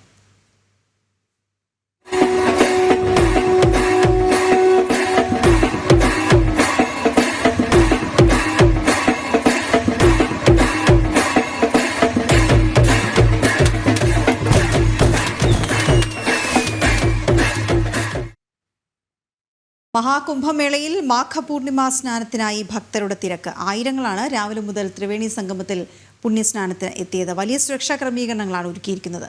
എസ് നന്ദഗോപൻ ചേരുന്ന വിവരങ്ങളുമായി. നന്ദഗോപൻ, ഇന്നും വളരെ പ്രധാനപ്പെട്ട ഒരു ദിവസമാണ്, മാഘപൂർണിമ സ്നാനം നടക്കുന്ന ദിവസം. നമ്മൾ ഈ കണക്കുകൾ എടുക്കുമ്പോഴെല്ലാം കോടിക്കണക്കിന് ജനം ഇതുപോലുള്ള പ്രധാനപ്പെട്ട ദിവസങ്ങളിൽ വന്നു പോകുന്നതായാണ് കണക്കാക്കുന്നത്. ഇന്നിപ്പോൾ നല്ല തിരക്കുണ്ടോ? വീണ, ഇവിടെ വലിയ ജനത്തിരക്കാണ് അനുഭവപ്പെടുന്നത്. ഇതിനോടകം തന്നെ 46.25 കോടി ജനങ്ങൾ ഈ കുംഭമേളയിൽ പങ്കെടുത്തു എന്നുള്ളതാണ് കണക്കുകൾ സൂചിപ്പിക്കുന്നത്. ഇപ്പോൾ മാഘപൂർണിമയാണ്. മാഘപൂർണിമ ദിവസം ഹൈന്ദവ വിശ്വാസികളെ സംബന്ധിച്ചിടത്തോളം ഏറെ പ്രാധാന്യമുള്ള ദിവസമാണ്. ജ്യോതിഷപരമായി ഏറെ പ്രത്യേകതയുള്ള ദിവസമാണ്. ഈ മാഘപൂർണിമ ദിവസം ഈ ത്രിവേണി സംഗമത്തിൽ ഗംഗാ യമുന സരസ്വതി നദിയുടെ സംഗമ ഭൂമിയിൽ അവിടെ എത്തി സ്നാനകർമ്മങ്ങൾ നിർവഹിക്കുക എന്നുള്ളത് ഏതൊരു ഭക്തനെ സംബന്ധിച്ചിടത്തോളം പവിത്രമെന്ന് കരുതും. അതുകൊണ്ട് തന്നെ അണമുറിയാതെ തന്നെ വലിയ ഭക്തജന പ്രവാഹമാണ് പ്രയാഗ്രാജിലേക്ക് ഒഴുകിയെത്തിക്കൊണ്ടിരിക്കുന്നത്. ഇതിനോടകം തന്നെ ഔദ്യോഗിക കണക്കുകൾ പ്രകാരം ഇന്നലെ അർദ്ധരാത്രി 12 മണിക്ക് ശേഷം മാത്രം ഏതാണ്ട് 60 ലക്ഷത്തിലധികം ഭക്തർ, ഈ സമയം വരെ ഏതാണ്ട് 60 ലക്ഷത്തിലധികം ഭക്തർ ഇന്നിപ്പോൾ ഈ മാഘപൂർണിമയുമായി ബന്ധപ്പെട്ട് അവിടെ എത്തി സ്നാനകർമ്മങ്ങൾ നിർവഹിച്ചു എന്നുള്ളതാണ്. ഇനിയും ഇതുമായി ബന്ധപ്പെട്ട കണക്കുകൾ വരാണ്ടിരിക്കുന്നു. സംഖ്യ ഇനിയും ഉയരും എന്നുള്ളതാണ്. അതായത് കൂടുതൽ ഭക്തർ ഇവിടേക്ക് ഒഴുകിയെത്തിക്കൊണ്ടിരിക്കുകയാണ്. കടുത്ത നിയന്ത്രണങ്ങളാണ് ഏർപ്പെടുത്തിയിരിക്കുന്നത്. അനിഷ്ട സംഭവങ്ങളൊന്നും ഉണ്ടാകാതിരിക്കുവാൻ വേണ്ടി അതിശക്തമായ സുരക്ഷാ ക്രമീകരണങ്ങളാണ് ഏർപ്പെടുത്തിയിരിക്കുന്നത്. മുഖ്യമന്ത്രി യോഗി ആദിത്യനാഥിന്റെ നേതൃത്വത്തിൽ അദ്ദേഹത്തിന്റെ ഓഫീസിലിരുന്ന ഈ സംഘം ഘാട്ടിൽ, അതായത് ത്രിവേണി സംഗമത്തിൽ എന്താണ് നടക്കുന്നത് എന്നുള്ളത് CCTV അടക്കം നോക്കി ഇതുമായി ബന്ധപ്പെട്ട ക്രമീകരണങ്ങൾ വിലയിരുത്തുകയും വേണ്ട മറ്റ് നിർദ്ദേശങ്ങൾ നൽകുകയുമാണ്. അദ്ദേഹത്തിന്റെ മുഖ്യമന്ത്രിയുടെ ഓഫീസിൽ ഇതിനായി പ്രത്യേക സംവിധാനം ഒരുക്കിയിട്ടുണ്ട്. നിലവിൽ ഇതുമായി ബന്ധപ്പെട്ട തിരക്ക് അല്ലെങ്കിൽ എവിടെയാണ് നിയന്ത്രണങ്ങൾ വേണ്ടത് അടക്കമുള്ള സംവിധാനങ്ങൾ മുഖ്യമന്ത്രിയുടെ ഓഫീസിൽ നിന്നും വ്യക്തമാകുന്നതാണ്, അല്ലെങ്കിൽ മുഖ്യമന്ത്രിയുടെ ഓഫീസിൽ അത് വ്യക്തമാകുന്നതാണ്. ഇപ്പോൾ നിലവിൽ ഇതുമായി ബന്ധപ്പെട്ട് മറ്റ് സുരക്ഷാ ക്രമീകരണങ്ങൾ അല്ലെങ്കിൽ മറ്റ് പ്രശ്നങ്ങളൊന്നും തന്നെ നിലനിൽക്കുന്നില്ല. സുഗമമായി തന്നെ ഭക്തർക്ക് ഇവിടെ എത്തി ഇതുമായി ബന്ധപ്പെട്ട് മാഘപൂർണിമയുമായി ബന്ധപ്പെട്ട അനുഷ്ഠാന കർമ്മങ്ങളിൽ പങ്കെടുക്കാൻ കഴിയുമെന്നുള്ളതാണ്. അതേസമയം വലിയ ഗതാഗത കുരുക്കും വലിയ നിയന്ത്രണങ്ങളും ഈ വാഹന ഗതാഗതവുമായി ബന്ധപ്പെട്ട് ഏർപ്പെടുത്തിയിട്ടുണ്ട്. പ്രത്യേകിച്ച് ഈ പ്രയാഗ്രാജിലേക്ക് കഴിഞ്ഞ 2-3 ദിവസമായിട്ട് കൂടുതൽ ആൾക്കാർ കാറിലും അതേപോലെ മറ്റു വാഹനങ്ങളിലും ഇവിടേക്ക് എത്തുവാൻ ശ്രമിക്കുന്നുണ്ട്. ഏതാണ്ട് 300 കിലോമീറ്ററിലധികം വാഹന ഗതാഗത കുരുക്കായിരുന്നു അനുഭവപ്പെട്ടുകൊണ്ടിരുന്നത്. ഇപ്പോൾ അതിൽ അല്പം അയവ് വന്നിട്ടുണ്ടെങ്കിലും പൂർണ്ണമായും വാഹന ഗതാഗതം സുഗമമായില്ല എന്നുള്ളതാണ് യാഥാർത്ഥ്യം. ഇപ്പോഴും വലിയ ഗതാഗത കുരുക്കൾ പല മേഖലകളും അനുഭവപ്പെടുന്നുണ്ട്. നമുക്കറിയാം, ഈ കുംഭമേള സോണിനെ ഒരു പ്രത്യേക ജില്ലയായി ഉത്തർപ്രദേശ് സർക്കാർ പ്രഖ്യാപിച്ചിരുന്നു. അങ്ങനെ ഇന്നിപ്പോൾ ഈ കുംഭ ഡിസ്ട്രിക്റ്റിലെ മുഴുവൻ വാഹന നിയന്ത്രണമാണ്, അല്ലെങ്കിൽ വാഹനം പൂർണ്ണമായും നോ വെഹിക്കിൾ സോണായിട്ടാണ് ഇപ്പോൾ അത് പ്രഖ്യാപിച്ചിരിക്കുന്നത്. അവിടേക്ക് വാഹന ഗതാഗതം ഒരു കാരണവശാലും അനുവദിക്കില്ല എന്നുള്ളത് തന്നെയാണ്. അതേസമയം തന്നെ കഴിഞ്ഞ പ്രധാനപ്പെട്ട ഒരു സ്നാന ദിവസം, അന്ന് അമൃത സ്നാന ദിവസം സമാനമായ രീതിയിൽ വലിയ ഭക്തജനത്തിരക്ക് അനുഭവപ്പെടുകയും അവിടെ ചില അനിഷ്ട സംഭവങ്ങൾ ഉണ്ടാകുകയും ചെയ്തതിന്റെ ഒരു പശ്ചാത്തലത്തിൽ കൂടുതൽ പോലീസ് ഉദ്യോഗസ്ഥരെയും അതേപോലെ തന്നെ വളണ്ടിയേഴ്സിനെയും ഒക്കെ തന്നെ അവിടെ സജ്ജീകരിച്ച് ഈ തിരക്ക് നിയന്ത്രിക്കുവാനുള്ള എല്ലാ പോംവഴികളും ഉത്തർപ്രദേശ് സർക്കാർ ചെയ്തിട്ടുണ്ട് എന്നുള്ളതാണ്. അതുകൊണ്ട് തന്നെ ഇപ്പോൾ വളരെ സുഗമമായി തന്നെ ഭക്തർക്ക് അവിടെ എത്തി ഈ സ്നാനകർമ്മങ്ങൾ നിർവഹിക്കാം എന്നുള്ളതാണ്. ഇനിയും 14 ദിവസം കൂടി ഈ കുംഭമേള നീണ്ടു നിൽക്കുന്നുണ്ട്. 45 ദിവസമാണ് ഈ കുംഭമേള നീണ്ടു നിൽക്കുന്നത്. കഴിഞ്ഞ ജനുവരി 13-ാം തീയതി കുംഭമേള ആരംഭിച്ചു. ഫെബ്രുവരി 26 ശിവരാത്രിയോടുകൂടിയാണ് ഈ കുംഭമേള അവസാനിക്കുക. സർക്കാർ പ്രതീക്ഷിച്ചിരുന്നത് 45 കോടി ജനങ്ങൾ, ഈ ഒരു ദിവസം 1 കോടി എന്നുള്ളത് കണക്ക് വെച്ച് 45 കോടി ജനങ്ങൾ ഈ കുംഭമേളയിൽ 45 ദിവസം കൊണ്ട് പങ്കെടുക്കുമെന്നുള്ളതായിരുന്നു സർക്കാർ കണക്കുകൂട്ടിയിരുന്നത്. എന്നാൽ ആ കണക്കുകൂട്ടലൊക്കെ ഇനിയും 14 ദിവസം കൂടി ബാക്കി നിൽക്കുന്നു. ആ കണക്കുകൂട്ടലെല്ലാം തെറ്റിച്ച് ഇതിനോടകം തന്നെ 45 കോടി കടന്നിരിക്കുന്നു. 46.25 കോടി ജനങ്ങൾ ഇതുവരെയായിട്ടും പ്രയാഗ്രാജിലെത്തി കുംഭമേളയിൽ പങ്കെടുത്തു എന്നുള്ളതാണ് ഔദ്യോഗിക കണക്കുകൾ. ഇന്നിപ്പോൾ ഈ മാഘപൂർണിമ ദിവസത്തിൽ ആ കണക്കുകൾ കൂടി വരുമ്പോൾ ആ ഒരു സംഖ്യ വലുതാകും, അല്ലെങ്കിൽ വലിയ ജനത്തിരക്ക് അല്ലെങ്കിൽ വലിയ ഒരു സംഖ്യയിലേക്ക് ഈ കാര്യങ്ങൾ എത്തുമെന്നുള്ളതാണ്. ഏതായാലും അണമുറിയാതെയുള്ള ഭക്തജന പ്രവാഹമാണ് ഇപ്പോഴും തുടരുന്നത്. വലിയ സുരക്ഷാ ക്രമീകരണങ്ങളും ഏർപ്പെടുത്തിയിട്ടുണ്ട്. വീണു. ഓക്കെ, ഇന്നും വലിയ ഭക്തജന തിരക്ക് തുടങ്ങിയിട്ടുണ്ട്. പുണ്യസ്നാനത്തിനായി കോടിക്കണക്കിന് ആളുകളെ തന്നെയാണ് ഇന്നും പ്രതീക്ഷിക്കുന്നത്. മാഘപൂർണിമ സ്നാനത്തിൻ്റെ ദിവസം പ്രത്യേകത കൂടിയാണ് ഇന്നത്തെ ദിവസത്തിന് ഉള്ളത്. റിപ്പോർട്ടുകളിലേക്ക് കൂടി. സ്വകാര്യ സർവകലാശാല ബില്ലിൽ ആശങ്കയിലായി വിദ്യാർത്ഥി സംഘടനകൾ. സ്വകാര്യ സർവകലാശാലകൾക്കെതിരെ സമരം നടത്തിയ SFI നിലപാട് മയപ്പെടുത്തി. നിലപാട് മാറ്റത്തിനെതിരെ SFIക്കെതിരെ വിമർശനം ഉയരുമ്പോൾ സ്വകാര്യ സർവകലാശാലയ്ക്ക് അംഗീകാരം നൽകാനുള്ള സർക്കാർ തീരുമാനത്തിനെതിരെയാണ് AIYF. സ്വകാര്യ സർവകലാശാലകൾക്കെതിരെ സമരം നടത്തി പ്രതിഷേധിച്ച വിദ്യാർത്ഥി സംഘടനയാണ് SFI. എന്നാൽ അധികാരം ഇടതു സർക്കാരിലേക്കും ബില്ല് കൊണ്ടുവരുന്നത് പിണറായി സർക്കാരുമായതോടെ SFI സ്വകാര്യ സർവകലാശാല വിഷയത്തിൽ മയപ്പെടുകയാണ്. ബില്ലിൽ രാഷ്ട്രീയ ചർച്ചകൾ തുടർന്നപ്പോഴും മൗനം തുടർന്ന SFI ഇന്നലെ പ്രതികരിച്ചു. സാമൂഹ്യനീതിയും മെറിറ്റും പോലെ തന്നെ പ്രധാനപ്പെട്ട കാര്യമാണ് വിദ്യാർത്ഥികളുടെയും അധ്യാപകരുടെയും ജീവനക്കാരുടെയും ജനാധിപത്യ അവകാശങ്ങളെന്നാണ് പുതിയ നിലപാട്. സ്വകാര്യ യൂണിവേഴ്സിറ്റിയിലെ വിദ്യാർത്ഥികൾക്കും അധ്യാപകർക്കും ജീവനക്കാർക്കും സംഘടനാ സ്വാതന്ത്ര്യം ഉറപ്പുവരുത്താനും വിദ്യാർത്ഥി യൂണിയൻ ഉൾപ്പെടെയുള്ള ജനാധിപത്യ വേദികൾ ഉറപ്പുവരുത്താനും സംസ്ഥാന സർക്കാർ തയ്യാറാകണമെന്നാണ് SFI പറയുന്നത്. സമരം നടത്തി പ്രതിഷേധിച്ച SFI ആശങ്കകൾക്കൊടുവിലാണ് നിലപാട് മയപ്പെടുത്തി പ്രതികരിച്ചത്.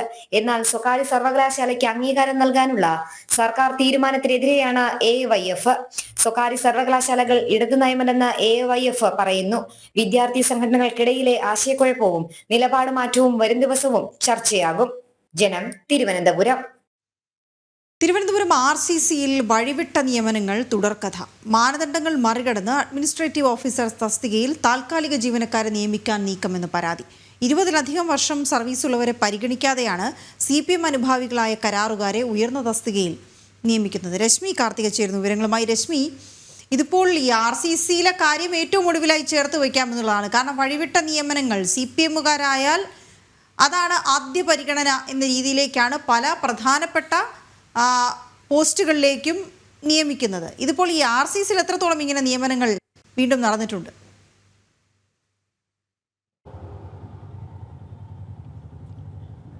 വീണ, ഈ സംസ്ഥാനത്തെ മെഡിക്കൽ കോളേജുകളിലും മറ്റിടങ്ങളിലും ഈ CPM അനുഭാവികളെ ഈ പിൻവാതിൽ വഴി നിയമിക്കുന്നത് വീണ സൂചിപ്പിച്ചതുപോലെ തന്നെ ആദ്യത്തെ സംഭവമല്ല. പ്രത്യേകിച്ചും മെഡിക്കൽ കോളേജുകളിൽ ഇത്തരത്തിലുള്ള നിയമനങ്ങൾ അത് ഒരു തുടർക്കഥയായി മാറിക്കൊണ്ടിരിക്കുകയാണ്. തിരുവനന്തപുരം മെഡിക്കൽ കോളേജിലെ സംബന്ധിച്ചിടത്തോളം ഏറ്റവും താഴെയുള്ള തസ്തിക മുതൽ മുകളിലുള്ള തസ്തിക വരെ ഇത്തരത്തിൽ കൃത്യമായി ഇന്റർവ്യൂയോ അഭിമുഖമോ ഒന്നും തന്നെ നടത്താതെയാണ് ഇത്തരത്തിൽ CPMന്റെ അനുഭാവികളെ ഈ വഴിവിട്ട രീതിയിൽ ഈ RCCയിൽ നിയമിക്കുകയും അതോടൊപ്പം തന്നെ മറ്റ് ഡിപ്പാർട്ട്മെന്റുകളിലൊക്കെ നിയമിക്കുകയും ചെയ്തത്. ഇപ്പോൾ RCCയിലെ സംഭവം എന്ന് പറയുന്നത് RCCയിലെ അസിസ്റ്റന്റ് തസ്തികയിലേക്കാണ്, ഓഫീസർ തസ്തികയിലേക്കാണ് ഇത്തരത്തിൽ താൽക്കാലിക നിയമനം നടത്തിക്കൊണ്ടിരിക്കുന്നത്. ക്ലർക്ക്, MRT തസ്തികയിൽ ഉൾപ്പെടെ പ്രവൃത്തി പരിചയമുള്ള ആളുകളെയാണ് അസിസ്റ്റന്റ് അഡ്മിനിസ്ട്രേറ്റർ, അതോടൊപ്പം തന്നെ മെഡിക്കൽ റെക്കോർഡ്സ് വിഭാഗത്തിലേക്കൊക്കെ സാധാരണയായി നിയമിക്കാറുള്ളത്. അപ്പോൾ 20-23 വർഷത്തിലധികം സർവീസ് ഉള്ളവരാണ് ഇത്തരത്തിൽ അവിടെ ജോലി ചെയ്യുന്നത്. 23 വർഷത്തിലധികം സർവീസ് ഉള്ളവർക്ക് ഈ പറയുന്ന ഉയർന്ന തസ്തികകളിലേക്കൊക്കെ അവർ നിയമിക്കാവുന്നതാണ്, കാരണം അവർക്ക് പ്രവൃത്തി പരിചയമുണ്ട്. പക്ഷേ അങ്ങനെയുള്ള പലരെയും ഒഴിവാക്കിക്കൊണ്ടാണ് താൽക്കാലികമായി എടുത്ത പലരെയും, അതായത് മാനേജ്മെന്റിന് ഏറ്റവും കൂടുതൽ താല്പര്യമുള്ള CPM അനുഭാവികളായിട്ടുള്ള, കൃത്യമായി അതിന് യോഗ്യതകളൊന്നുമില്ലാത്തവരെ ആ സ്ഥാനത്തേക്ക് നിയമിക്കുന്നത്. നമുക്കറിയാം, കഴിഞ്ഞ കുറച്ചു നാൾ മുൻപും സമാനമായ രീതിയിൽ RCCയിൽ ഇത്തരത്തിൽ ടെക്നിക്കൽ വിഭാഗത്തിൽ, ഇലക്ട്രിക്കൽ വിഭാഗത്തിലും മറ്റും ആളുകളെ നിയമിച്ചിരുന്നു. അതും വളരെ സാങ്കേതികമായി പരിജ്ഞാനം ആവശ്യമുള്ള മേഖലകളിലാണ് ഇത്തരത്തിൽ അഭിമുഖം ഒന്നും തന്നെ നടത്താതെ ഈ ഇഷ്ടക്കാരെ തിരികെ കയറ്റുന്നൊരു കാര്യമുണ്ടായത്. ഇത് RCCയിൽ യഥേഷ്ടം ഇതേ രീതിയിൽ ആളുകളെ നിയമിച്ചുകൊണ്ടേ ഇരിക്കുകയാണ്. മാത്രമല്ല 6 മാസത്തേക്കാണ്, 1 വർഷത്തേക്കാണ് എന്ന് പറഞ്ഞവരെ നിയമിച്ചാലും പിന്നീട് അവരുടെ കാലാവധി തുടർച്ചയായി നീട്ടി നൽകുകയും അവർ വർഷങ്ങളോട് അവളെ ജോലി ചെയ്യുന്ന ഒരു സാഹചര്യമൊക്കെയാണ് നിലനിൽക്കുന്നത്. ഏതായാലും ഇത്തരത്തിൽ കുടുംബശ്രീ വഴിയും അല്ലാതെയും ഒക്കെ RCCയിലും മറ്റിടങ്ങളിലും നടത്തുന്ന നിയമനങ്ങളിൽ സമഗ്ര അന്വേഷണം വേണം എന്നുള്ളൊരു ആവശ്യമാണ് വളരെ ശക്തമായി ഉയരുന്നത്. അതും വിജിലൻസ് അന്വേഷണം നടത്തണം ഈ നിയമനങ്ങളിലൊക്കെ എന്നുള്ളൊരു ആവശ്യം വളരെ ശക്തമായി ഘട്ടത്തിൽ ഉയർന്നു വരികയാണ്. ഈ RCCയിലുള്ള ജീവനക്കാർ തന്നെയാണ്, അതായത് വർഷങ്ങളോളം പ്രവൃത്തി പരിചയമുള്ള ജീവനക്കാർ തന്നെയാണ് പരാതിയുമായി രംഗത്തെത്തിയിരിക്കുന്നത്. അവർ ആരോഗ്യമന്ത്രിക്കും മുഖ്യമന്ത്രിക്കും പോലീസിലും ഒക്കെ പരാതി കൊടുത്തിട്ടുണ്ട് പല സംഭവങ്ങളുമായി ബന്ധപ്പെട്ട്. പക്ഷേ ഈ പരാതികളിലൊന്നും തന്നെ കൃത്യമായൊരു അന്വേഷണമോ ഇടപെടലോ നടപടികളോ ഒന്നും ഉണ്ടാകുന്നില്ല എന്നുള്ളതാണ് ഇവർ പറയുന്നത്. മാത്രമല്ല, ക്യാമറയ്ക്ക് മുന്നിൽ വന്നിരുന്ന ഈ പ്രശ്നങ്ങളൊക്കെ പറയാനും ഇവർക്ക് വളരെ ഭയമാണ്. കാരണം അത്തരത്തിൽ RCCക്കെതിരെ എന്തെങ്കിലും തരത്തിലുള്ള ഒരു നീക്കം ഉണ്ടാവുകയാണെങ്കിൽ തൊട്ടടുത്ത ദിവസം തന്നെ അവരെ ആ സ്ഥാനത്ത് നിന്ന് മാറ്റുമെന്നുള്ള ഒരു ഭീഷണി കൂടിയുണ്ട്. അപ്പോൾ ഈ വർഷങ്ങളായി സർവീസ് ചെയ്യുന്ന, കൃത്യമായി പ്രവൃത്തി പരിചയവും സാങ്കേതിക പരിജ്ഞാനവും ഒക്കെ ഉള്ളവരെ ഒഴിവാക്കിക്കൊണ്ടാണ് ഇത്തരത്തിൽ പുറത്തു നിന്നും മാനേജ്മെന്റിന് ഏറ്റവും കൂടുതൽ താല്പര്യമുള്ള CPM അനുഭാവികളെയൊക്കെ കുത്തി നിറയ്ക്കുന്നത്. ഏതായാലും വലിയ രീതിയിലുള്ള വിമർശനങ്ങളൊക്കെ ഉയരുന്നുണ്ട്. കൃത്യമായൊരു അന്വേഷണം വേണം എന്നുള്ളതാണ് ഉയരുന്ന ആവശ്യം. വീണ. ഓക്കെ, ശരി രശ്മി. കോഴിക്കോട് പേരാമ്പ്രയിൽ യുവാവിന് നേരെ ആൾക്കൂട്ട മർദ്ദനമുണ്ടായ സംഭവത്തിൽ ഞെട്ടിക്കുന്ന വെളിപ്പെടുത്തലുമായി മർദ്ദനമേറ്റ യുവാവ് മിജിൻസ് താൻ ദളിതനായതുകൊണ്ട് ഒരു പ്രത്യേക വിഭാഗം സംഘം ചേർന്ന് തന്നെ ആക്രമിക്കുകയായിരുന്നുവെന്നും മിജിൻസ് പറയുന്നു. മർദ്ദിച്ചവരുടെ കൂട്ടത്തിൽ SDPI പ്രവർത്തകരും ഉണ്ടെന്നാണ് മിജിൻസ് പറയുന്നത്. ഗോകുൽ K വേണുഗോപാൽ തുടരുന്നുണ്ട്. ഗോകുൽ, എന്തായിരുന്നു ഇത്തരത്തിൽ ഒരു യുവാവിനെ ഇത്രത്തോളം ക്രൂരമായി മർദ്ദിക്കാനുണ്ടായ സാഹചര്യം? മറ്റു വിവരങ്ങൾ ലഭിക്കുന്നുണ്ടോ? ഈ മർദ്ദിച്ചവരുടെ വിവരങ്ങൾ പോലീസിന് ലഭിച്ചിട്ടുണ്ടോ? മറ്റു വിശദാംശങ്ങൾ എന്തൊക്കെയാണ്? 26-ാം തീയതിയാണ് കോഴിക്കോട് പേരാമ്പ്രയിലെ മുബാറക് ഹോട്ടലിൽ തരത്തിലൊരു അക്രമം ഉണ്ടായത്.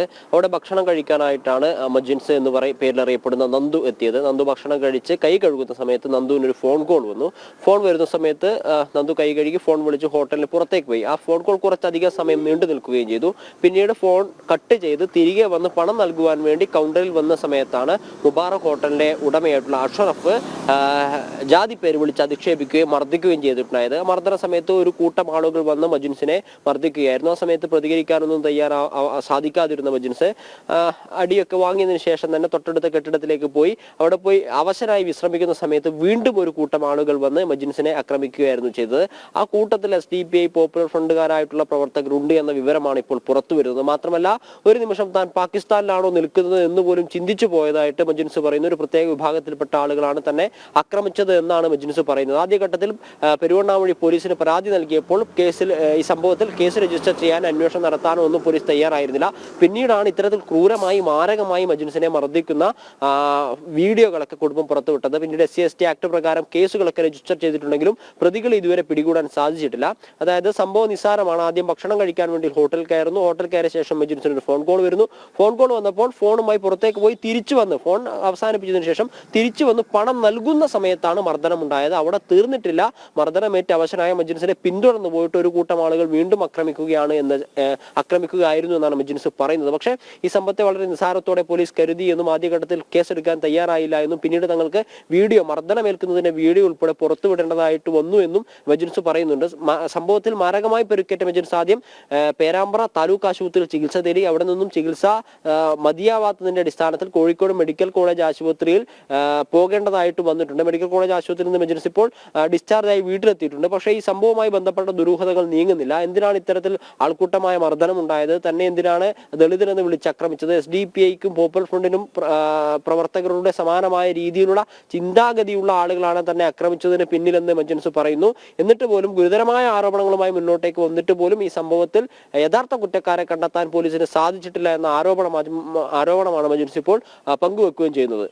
ഗൂഗിൾ, ഈ വിഷയത്തിൽ പോലീസിന്റെ ഭാഗം എന്താണ്? പോലീസ് ഏതെങ്കിലും തരത്തിൽ പ്രതികരിച്ചിട്ടുണ്ടോ? ഇല്ല, ഈ സംഭവം കഴിഞ്ഞ 26-ാം തീയതിയാണ് നടന്നിട്ടുള്ളത്. പക്ഷേ ആദ്യഘട്ടത്തിൽ പോലും ഈ FIR രജിസ്റ്റർ ചെയ്യാതിരുന്നതിനെ തുടർന്ന് കഴിഞ്ഞ 5 ദിവസം മുമ്പാണ് FIR രജിസ്റ്റർ ചെയ്ത് അന്വേഷണം നടത്താൻ വേണ്ടി മുന്നോട്ടേക്ക് പോലീസ് വന്നിട്ടുള്ളത്. മാത്രമല്ല, മുബാറക് ഹോട്ടൽ എന്ന് പറയുന്നത് പേരാമ്പ്ര നഗരത്തിലെ പ്രധാനപ്പെട്ട ഒരു ഹോട്ടലാണ്. ആ ഹോട്ടലിന്റെ ഉടമ ഉൾപ്പെടെയുള്ള ആളുകൾ അവിടെ ഉണ്ടായിട്ട് പോലും അവരെ കസ്റ്റഡിയിലെടുക്കാനോ ചോദ്യം ചെയ്യാനോ ഒന്നും പോലീസ് തയ്യാറാവുന്നില്ല എന്നുള്ളതാണ് ഇത്തരത്തിലുള്ള ഒരു ആരോപണവുമായി മജിൻസ് രണ്ടാമത് രംഗത്ത് വരാൻ വേണ്ടി കാരണം. ആദ്യഘട്ടത്തിൽ തന്നെ ഇത്തരത്തിൽ ഈ അക്രമം ഏറ്റ വ്യക്തിയുടെ കൂടെ പോലീസ് നിൽക്കാൻ തയ്യാറായിട്ടില്ല എന്നൊരു ആരോപണം നിലനിൽക്കുന്നുണ്ട്. അതിനാൽ തന്നെയാണ് കുടുംബത്തിന് വീഡിയോ പുറത്തുവിടേണ്ടത്. വീഡിയോ പുറത്തുവിട്ടതിന് ശേഷവും ഇത്തരത്തിലുള്ള ആരോപണങ്ങൾ മുന്നോട്ടേക്ക് വെച്ചതിന് ശേഷവും പോലീസ് കാര്യക്ഷമമായി ഇടപെടുന്നില്ല എന്നൊരു കാര്യമാണ് പറയുന്നത്. നമുക്ക് മനസ്സിലാക്കാൻ വേണ്ടി സാധിക്കും, ആദ്യഘട്ടത്തിൽ തന്നെ വീഡിയോ ദൃശ്യങ്ങൾ ഉൾപ്പെടെ പുറത്തു വന്നതാണ്. ആദ്യഘട്ടത്തിൽ ഹോട്ടലിൽ നിന്ന് മർദ്ദനമേൽക്കുന്നു, മർദ്ദനമേറ്റ യുവാവ് പിന്നീട് പോകുന്നു, വേറൊരു കെട്ടിടത്തിലേക്ക് പോകുന്നു. അവശനായി അവിടെ വിശ്രമിക്കാൻ വേണ്ടിയിട്ടാണ് പോയത്. ആശുപത്രിയിലേക്ക് പോകാൻ പോലും സാധിക്കാത്ത രീതിയിൽ അവശനായിരുന്നു. അങ്ങോട്ടേക്ക് ഒരു കൂട്ടം ആളുകൾ പോകുന്നു. ആ സംഭവത്തിലാണ് നിസ്സാരമായ പോലീസ് ആ വിഷയത്തെ ഗൗനിക്കുന്നത് അല്ലെങ്കിൽ പരിഗണിക്കുന്നത് എന്നൊരു ആരോപണം, ഗുരുതരമായിട്ടുള്ള ആരോപണം മുന്നോട്ടേക്ക് വെക്കുന്നുണ്ട്.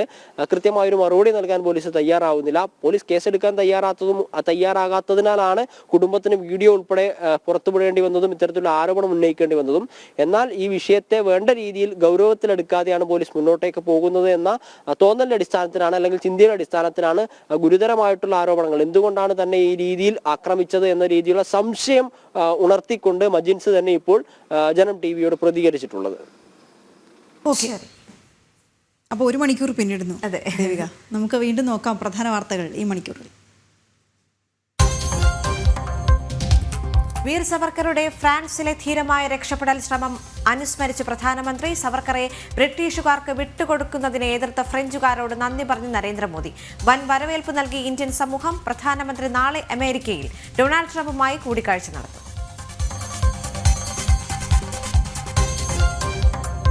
മഹാകുംഭമേളയിൽ ഇന്ന് കോട്ടയം നഴ്സിംഗ് സ്കൂളിലെ റാഗിങ്ങിൽ 5 വിദ്യാർത്ഥികൾക്ക് സസ്പെൻഷൻ. എല്ലാവരും 3-ാം വർഷ വിദ്യാർത്ഥികൾ. കസ്റ്റഡിയിലെടുത്ത് പോലീസ്.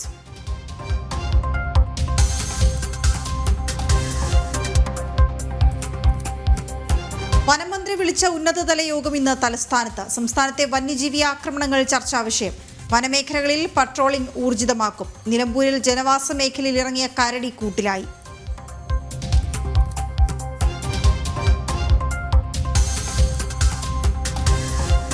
സംസ്ഥാനത്ത് എല്ലാവർക്കും വീട്, വാക്കുകളിൽ മാത്രം.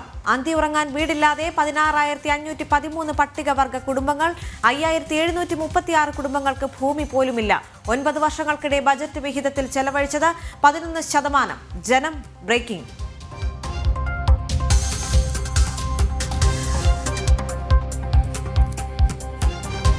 തിരുവനന്തപുരം RCCയിൽ വഴിവിട്ട നിയമനങ്ങൾ തുടർക്കഥ. അഡ്മിനിസ്ട്രേറ്റർ ഓഫീസർ തസ്തികയിൽ തിരുകിക്കയറ്റൽ. CPMകാരെ നിയമിക്കൽ മാനദണ്ഡങ്ങളെല്ലാം മറികടന്ന്.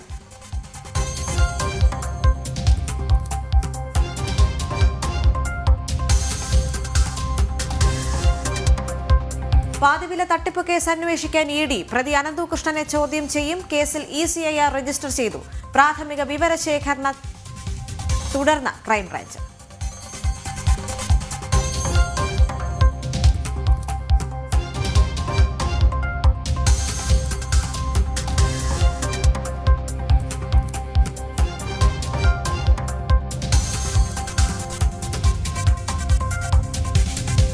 ചാമ്പ്യൻസ് ട്രോഫി കളിക്കാൻ ബുംറയും ജയ്സ്വാളുമില്ല. ഹർഷിത് റാണയും വരുൺ ചക്രവർത്തിയും പകരമെത്തും. ഇന്ത്യ ഇംഗ്ലണ്ട് 3-ാം ഏകദിനം ഇന്ന് അഹമ്മദാബാദിൽ. കേരളം ജമ്മുകശ്മീർ രഞ്ജി ക്വാർട്ടർ ആവേശകരമായ അന്ത്യത്തിലേക്ക്. സമനില നേടിയാൽ കേരളം സെമിയിൽ.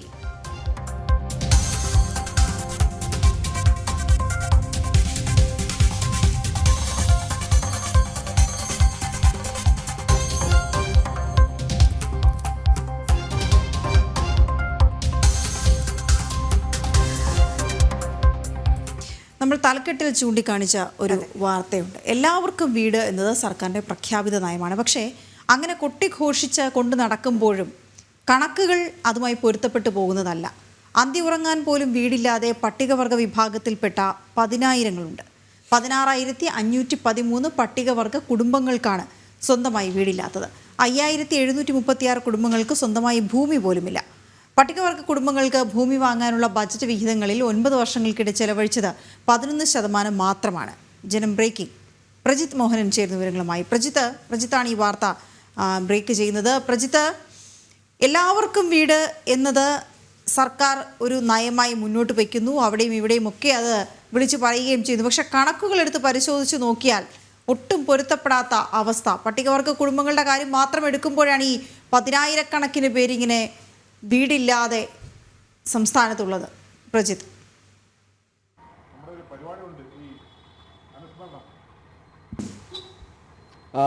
അങ്ങനെ തന്നെയാണ്. കാരണം കഴിഞ്ഞ കുറച്ചു കാലമായി, രണ്ടാം പിണറായി സർക്കാരിൻ്റെ കാലത്താണെങ്കിലും ശരി, ഒന്നാം പിണറായി സർക്കാരിൻ്റെ കാലത്താണെങ്കിലും ശരി, അവശ്യ വിഭാഗങ്ങൾക്കായി തങ്ങൾ ഒരുപാട് പ്രവർത്തനങ്ങൾ ചെയ്തു. അവരെ സമൂഹത്തിൻ്റെ മുഖ്യധാരയിലേക്ക് കൊണ്ടുവരാനുള്ള ശ്രമങ്ങളും പ്രവർത്തനങ്ങളുമൊക്കെയായി മുന്നോട്ട് പോകുന്നു എന്നടക്കമുള്ള കാര്യങ്ങൾ ആവർത്തിച്ച് സർക്കാർ പറയുന്നുണ്ട്. ഇത് സംബന്ധിച്ച് അവകാശവാദങ്ങളൊക്കെ മുന്നോട്ട് വയ്ക്കുന്നുണ്ട്. അപ്പോഴാണ് സംസ്ഥാനത്തെ പട്ടികവർഗ വിഭാഗങ്ങളുടെ സ്വന്തമായി വീടില്ലാത്തവരുടെയും സ്വന്തമായി വസ്തുവൊന്നുമില്ല, ഭൂമി പോലും ഇല്ലാത്തവരുടെയും ഒക്കെ ഈ വലിയ കണക്കുകൾ ഇങ്ങനെ പുറത്തു വരുന്നത്. 10,000 ഇപ്പോഴും തലചായ്ക്കാനൊരു ഇടമില്ലാതെ കഴിയുന്നു എന്നുള്ളതാണ് ഇതിലെ ഏറ്റവും ദുഃഖകരമായ അവസ്ഥ. ഇതിലെ ഈ കണക്കുകളിലേക്ക് വരുമ്പോൾ തന്നെ സംസ്ഥാനത്ത് ആകെ 16,513 പട്ടികവർഗ കുടുംബങ്ങൾക്കാണ് സ്വന്തമായി വീടില്ലാത്തത്. ഇതിൽ 5,736 കുടുംബങ്ങൾക്ക് സ്വന്തമായി ഭൂമി പോലുമില്ല എന്നുള്ളൊരു ഗുരുതരമായ സാഹചര്യം നിലനിൽക്കുന്നുണ്ട്. ഇതിൽ നമ്മൾ എടുത്തു പറയേണ്ടത്, സർക്കാർ കുറേ കാലമായി, 2016 മുതലുള്ള കാലം നമ്മൾ എടുക്കുകയാണെങ്കിൽ എല്ലാ ബജറ്റിലും ഇത്തരത്തിൽ പട്ടികവർഗ വിഭാഗങ്ങൾക്ക് വീട് വാങ്ങാനും ഭൂമി വാങ്ങാനും ഒക്കെയായി ബജറ്റ് വിഹിതം മാറ്റിവെക്കുന്ന ഒരു സാഹചര്യം ഉണ്ടായിരുന്നു. ബജറ്റിൽ തുക അനുവദിക്കുന്ന ഒരു സാഹചര്യമുണ്ട്. അതിൽ നാമമാത്രമായ പണം മാത്രമാണ് ചെലവഴിച്ചത് എന്നുള്ളതാണ്. ആകെ 433.39 കോടി രൂപ ഇത്തരത്തിൽ കഴിഞ്ഞ 2016-17 മുതൽ ഈ 2024-25 വരെയുള്ള കാലത്ത് അനുവദിച്ചിട്ടുണ്ട്. ഇതിൽ ആകെ ചെലവഴിച്ചത് ആകെ 50,74 ലക്ഷം രൂപ മാത്രമാണ്. അതായത് ഈ ബജറ്റ് വിഹിതത്തിൻ്റെ 11% മാത്രമാണ് സംസ്ഥാന സർക്കാർ ഈ പറയുന്ന രീതിയിൽ പട്ടികവർഗ വിഭാഗങ്ങൾക്ക് ഭൂമി കണ്ടെത്താനായി ചെലവഴിച്ചത് എന്നുള്ളതാണ് ഈ ഘട്ടത്തിൽ പറയേണ്ടത്. ആ തുക പൂർണ്ണമായും ചെലവഴിച്ചിരുന്നെങ്കിൽ ഒരുപക്ഷെ ഇന്ന് ഈ കണക്കുകൾ നമുക്ക് മുന്നിൽ ഉണ്ടാകുമായിരുന്നില്ല. ഈ പറയുന്ന പട്ടികവർഗ വിഭാഗങ്ങൾക്കെല്ലാം ഭൂമി വാങ്ങിച്ച് നൽകാൻ സർക്കാരിന് കഴിഞ്ഞില്ല. പക്ഷേ അപ്പോഴും അത് കെടുകാര്യസ്ഥതകൾ മൂലം ഈ രീതിയിൽ ആയിപ്പോയി എന്നുള്ളതാണ് ഏറ്റവും എടുത്ത് നമ്മൾ പറയേണ്ടത്. ഇപ്പോൾ ഈ ബജറ്റ് വിഹിതവുമായി ബന്ധപ്പെട്ട കണക്കുകളിലേക്ക് കുറച്ചുകൂടി ഉള്ളിലേക്ക് നമ്മൾ പോവുകയാണെങ്കിൽ ഓരോ വർഷവും അനുവദിച്ച തുകയുടെ നമ്മൾ എടുത്ത് പറയേണ്ടതുണ്ട്. കാരണം 2016-17 45 കോടി അനുവദിച്ചതിൽ 1 രൂപ പോലും ചെലവഴിച്ചിട്ടില്ല. 2017-18 കാലത്ത് 47.31 കോടി രൂപ അനുവദിച്ച അതിലും ചെലവഴിച്ച തുകകളുടെ കണക്കുകൾ കൃത്യമായി വ്യക്തമല്ല. അതുപോലെ 2018-19 കാലത്ത് 55 കോടി അനുവദിച്ചത് അതിലാകെ ചെലവഴിച്ചത് 5 കോടി മാത്രം. 2019 അങ്ങനെ 50 കോടി അനുവദിച്ചതിൽ 13 കോടി മാത്രം. അങ്ങനെ കണക്കുകൾ പറയുമ്പോൾ ഏറ്റവും അവസാനമായി 2024-25 കാലത്ത് 42 കോടി അനുവദിച്ചിട്ട് അതിൽ ചെലവഴിച്ചത് 1,23,28,231 രൂപ മാത്രം. അങ്ങനെ ഇത്രയധികം കുടുംബങ്ങൾ സംസ്ഥാനത്തിൻ്റെ വിവിധ ജില്ലകളിലായി പട്ടികവർഗ കുടുംബങ്ങൾ സ്വന്തമായി വീടും ഭൂമിയും ഇല്ലാതെ കഴിയുമ്പോൾ അവർക്ക് ബജറ്റ് വിഹിതമായി മാറ്റിവെച്ച തുകയിൽ ഒരു കൃത്യമായി ചെലവഴിക്കാൻ പോലും സംസ്ഥാന സർക്കാരിന് സാധിച്ചില്ല എന്ന് പറയുമ്പോൾ വീഴ്ചയുടെ ആഴം എത്രത്തോളം ഉണ്ട് എന്ന് നമ്മൾ പറയേണ്ടിയിരിക്കുന്നു. ഇപ്പോൾ ഈ പറയുന്ന രീതിയിൽ പട്ടികവർഗ കുടുംബങ്ങളുടെ മാത്രം കണക്കെടുക്കുമ്പോഴാണ് നമ്മൾ ഈ 10,000-ങ്ങളിൽ നിൽക്കുന്നത്. ഒരു പക്ഷേ പട്ടിക ജാതി വിഭാഗത്തിൽപ്പെട്ട കുടുംബങ്ങളുടെയും മറ്റ് വിഭാഗങ്ങളിൽപ്പെട്ട കുടുംബങ്ങളുടെയും ഒക്കെ സ്വന്തമായി വീടും ഭൂമിയും ഒന്നുമില്ലാത്തവരുടെ കണക്കെടുത്താൽ അത് ലക്ഷങ്ങൾ കടക്കുമെന്നുള്ളതാണ് സംസ്ഥാനത്തെ സാഹചര്യം. അപ്പോഴും സർക്കാർ ആവർത്തിച്ചുകൊണ്ടിരിക്കുന്നു, അവശ്യ വിഭാഗങ്ങളെ തങ്ങൾ പുരോഗതിയിലേക്ക് ഉയർത്തി അവർക്ക് അടിസ്ഥാന സൗകര്യങ്ങൾ ഒരുക്കി നൽകിയെന്നൊക്കെ. ഓക്കെ, ശരി പ്രജിത്ത്. സംസ്ഥാനത്ത് താപനില ഇനിയും കൂടാൻ സാധ്യതയുണ്ടെന്ന് കേന്ദ്ര കാലാവസ്ഥാ വകുപ്പിന്റെ മുന്നറിയിപ്പ്. സാധാരണ ദിവസത്തേക്കാൾ 2 ഡിഗ്രി സെൽഷ്യസ് മുതൽ 3 ഡിഗ്രി സെൽഷ്യസ് വരെയാണ് ചൂട് കൂടാൻ സാധ്യത. സംസ്ഥാനത്ത് ചൂട് കൂടുന്ന സാഹചര്യത്തിൽ ജോലി സമയവും പുനഃക്രമീകരിച്ചു. അതേസമയം വളർത്തു മൃഗങ്ങൾക്കും തണലൊരുക്കണമെന്ന് മൃഗസംരക്ഷണ വകുപ്പ് നിർദ്ദേശിച്ചിട്ടുണ്ട്. സംസ്ഥാനത്ത് ഉയർന്ന താപനില മുന്നറിയിപ്പ് തുടരുകയാണ്. ഇന്നും ഒറ്റപ്പെട്ട ഇടങ്ങളിൽ സാധാരണയേക്കാൾ 2 മുതൽ 3 ഡിഗ്രി സെൽഷ്യസ് വരെ താപനില ഉയരാൻ സാധ്യതയുണ്ടെന്ന് കേന്ദ്ര കാലാവസ്ഥാ വകുപ്പ് മുന്നറിയിപ്പ് നൽകുന്നുണ്ട്. ഉയർന്ന താപനിലയും ഈർപ്പമുള്ള വായുവും കാരണം ചൂടും അസ്വസ്ഥതയുമുള്ള കാലാവസ്ഥയ്ക്ക് സാധ്യതയുണ്ട്. സംസ്ഥാനത്ത് ഉയർന്ന ചൂട് റിപ്പോർട്ട് ചെയ്യുന്ന സാഹചര്യത്തിൽ പൊതുജനങ്ങൾക്കായി സംസ്ഥാന ദുരന്ത നിവാരണ അതോറിറ്റി ജാഗ്രതാ നിർദ്ദേശവും പുറപ്പെടുവിച്ചു. സംസ്ഥാനത്ത് ചൂട് കൂടുന്ന സാഹചര്യത്തിൽ ജോലി സമയവും പുനഃക്രമീകരിച്ചു. ഉച്ചയ്ക്ക് 12 മണി മുതൽ 3 മണി വരെ തൊഴിലാളികൾക്ക് വിശ്രമം നൽകണമെന്ന് ലേബർ കമ്മീഷണർ നിർദ്ദേശം നൽകി. രാവിലെ 7-നും വൈകിട്ട് 7-നും ഇടയിൽ 8 മണിക്കൂർ ജോലി സമയമാക്കാനും നിർദ്ദേശമുണ്ട്. മെയ് 10 വരെയാണ് നിയന്ത്രണം. കാട്ടുതീ പടരുന്ന സാഹചര്യത്തിൽ പ്രത്യേക ജാഗ്രതാ നിർദ്ദേശവും പുറപ്പെടുവിച്ചിരിക്കുകയാണ്. കൂടാതെ വളർത്തുമൃഗങ്ങൾക്കും തണലൊരുക്കണമെന്ന് മൃഗസംരക്ഷണ വകുപ്പും നിർദ്ദേശം നൽകി. ജനം, തിരുവനന്തപുരം. ടിൻഡു ദാസ് ചേരുന്നുണ്ട് വിവരങ്ങളുമായി. ടിൻഡു, സംസ്ഥാനത്തെ താപനില ഇനിയും ഉയരാൻ സാധ്യതയുണ്ട് എന്നാണ് ഇപ്പോൾ ഏറ്റവും പുറത്തേക്ക് വരുന്ന റിപ്പോർട്ടുകളുടെ അടിസ്ഥാനത്തിൽ സംസാരിക്കാൻ കഴിയുക. നമുക്കറിയാം, ഈ പകൽ സമയം ജോലി ചെയ്യുന്നവരുടെ സമയക്രമമെല്ലാം മാറ്റിയിട്ടുണ്ട്. കൊടും ചൂടിൽ ജോലി ചെയ്യാൻ ഒരിക്കലും അവർക്ക് കഴിയില്ല. സൂര്യാഘാതമേക്കാനുള്ള സാധ്യതകളെല്ലാം കാണുന്നുണ്ട്. സമയക്രമത്തിൽ പോലും കഴിഞ്ഞ ദിവസം മാനദണ്ഡങ്ങൾ പുറത്തേക്ക് ഇറങ്ങിയിരുന്നല്ലോ. മറ്റ് മാർഗനിർദ്ദേശങ്ങൾ എന്തെങ്കിലും ഈ ഒരു ഘട്ടത്തിൽ പുറത്തേക്ക് വരുന്നുണ്ടോ? സംസ്ഥാനത്ത് വേനലിന് മുന്നോടിയായി തന്നെ ചൂട് വർദ്ധിക്കുമെന്നാണ് മുന്നറിയിപ്പുകൾ ലഭിച്ചിട്ടുള്ളത്. ഏതാണ്ട് 3 ഡിഗ്രി വരെ സെൽഷ്യസ് ചൂട് വർദ്ധിക്കാനുള്ള സാധ്യത കാലാവസ്ഥാ കേന്ദ്രം നിർദ്ദേശമായി തന്നെ നൽകുന്നുണ്ട്. അതോടൊപ്പം തന്നെ കഴിഞ്ഞ ദിവസം ഇത്തരത്തിൽ നിർമ്മാണ തൊഴിലാളികൾ ഉൾപ്പെടെയുള്ള, അതായത് നേരിട്ട് വെയിലേറ്റ് ജോലി ചെയ്യുന്നവരുടെ തൊഴിൽ സമയത്തിലൊക്കെ മാറ്റം വരുത്തിക്കൊണ്ട് ഒരു ഉത്തരവിറക്കിയിരുന്നു. ഷിഫ്റ്റ് അടിസ്ഥാനത്തിൽ ജോലി ചെയ്യുന്നവർക്ക് രാവിലത്തെ ഷിഫ്റ്റ് തുടങ്ങി 12 മണി വരെയും 12 മണിക്ക് ശേഷമുള്ളവർക്ക് 4 മണിക്കും ഷിഫ്റ്റ് ആരംഭിക്കണമെന്ന രീതിയിൽ വേണം ജോലി സമയം പുനഃക്രമിക്കേണ്ടതെന്നാണ് നിർദ്ദേശം നൽകിയിരുന്നത്. ഇന്നലെ മുതൽ മെയ് 10-ാം തീയതി വരെയാണ് ഈ മാർഗനിർദ്ദേശത്തിന്റെ കാലാവധി ഉണ്ടായിരിക്കുക. അപ്പോൾ എന്തായാലും വരും ദിവസങ്ങളിലും സംസ്ഥാനത്ത് അതീവ ചൂട് തന്നെ ലഭിക്കുമെന്നാണ് മുന്നറിയിപ്പ് നൽകുന്നത്. കഴിഞ്ഞ ദിവസങ്ങളിലായിട്ട് കണ്ണൂരും പുനലൂരുമാണ് ഏറ്റവും കൂടുതൽ ചൂട് സംസ്ഥാനത്ത് അനുഭവപ്പെട്ടത്. ഏതാണ്ട് 34 ഡിഗ്രി സെൽഷ്യസ് വരെ പീക്ക് ടൈമിൽ ചൂട് അനുഭവപ്പെട്ടു എന്നാണ് മുന്നറിയിപ്പുകൾ നൽകുന്നത്. അതോടൊപ്പം തന്നെ ജാഗ്രതാ നിർദ്ദേശങ്ങളും നൽകിയിട്ടുണ്ട്. ഈ സൂര്യാഘാതം, സൂര്യതാപം പോലുള്ള ചൂടുമായി ബന്ധപ്പെട്ട അസുഖങ്ങൾ അല്ലെങ്കിൽ അത്തരത്തിലുള്ള എന്തെങ്കിലും അനുഭവപ്പെടുകയാണെങ്കിൽ എത്രയും പെട്ടെന്ന് തന്നെ വൈദ്യസഹായം തേടണമെന്നുള്ളൊരു മുന്നറിയിപ്പ് നൽകുന്നുണ്ട്. നിർജ്ജലീകരണം സംഭവിക്കാൻ സാധ്യതയുള്ളതിനാൽ കാപ്പി, ചായ പോലുള്ള പാനീയങ്ങൾ ഇത്തരത്തിൽ ഈ നിർമ്മാണ തൊഴിലാളികൾ ഉൾപ്പെടെയുള്ളവർ, അതായത് വെയില് നേരിട്ടേൽക്കുന്ന തൊഴിലാളികൾ ഇത്തരത്തിലുള്ള പാനീയങ്ങൾ പീക്ക് സമയങ്ങളിൽ കഴിക്കരുത് എന്നും ആരോഗ്യ വകുപ്പ് മുന്നറിയിപ്പ് നൽകുന്നു. എന്തായാലും വേനലിന് മുന്നോടിയായിട്ട് തന്നെ സംസ്ഥാനത്ത് വലിയ രീതിയിൽ ചൂട് അനുഭവപ്പെടുമെന്ന് തന്നെയാണ് മുന്നറിയിപ്പ് നൽകുന്നത്. ലേഖിക. നമുക്കറിയാം, ഏറ്റവും കൂടുതൽ ചൂട് എപ്പോഴും റിപ്പോർട്ട് ചെയ്യപ്പെടുന്നത് പാലക്കാട് ജില്ലയിലാണ്. അവിടെ ഇപ്പോൾ തന്നെ കനത്ത ചൂടിൽ വെന്തുരുകുകയാണ് പാലക്കാട് ജില്ല. ഉച്ചസമയത്ത് പുറത്തിറങ്ങിയുള്ള ജോലി ചെയ്യാൻ കഴിയാത്ത അവസ്ഥയാണുള്ളത്. എന്നാൽ താപനില കഴിഞ്ഞ വർഷത്തെ സമാനമായ രീതിയിലാണ് എന്നാണ് വിദഗ്ധർ വ്യക്തമാക്കുന്നത്. ഈ വരുന്ന മാസം താപനില 40 ഡിഗ്രി പിന്നിടും എന്നും കാലാവസ്ഥാ നിരീക്ഷണ കേന്ദ്രം സൂചന നൽകുന്നു.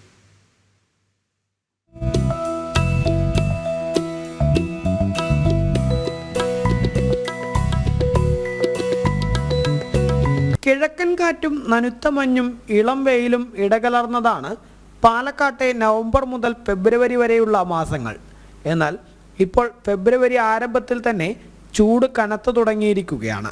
പകൽ സമയത്ത് പുറത്തിറങ്ങി ജോലി ചെയ്യാൻ കഴിയാത്ത സ്ഥിതിയാണ് കഴിഞ്ഞ ഏതാനും ദിവസങ്ങളിലായി.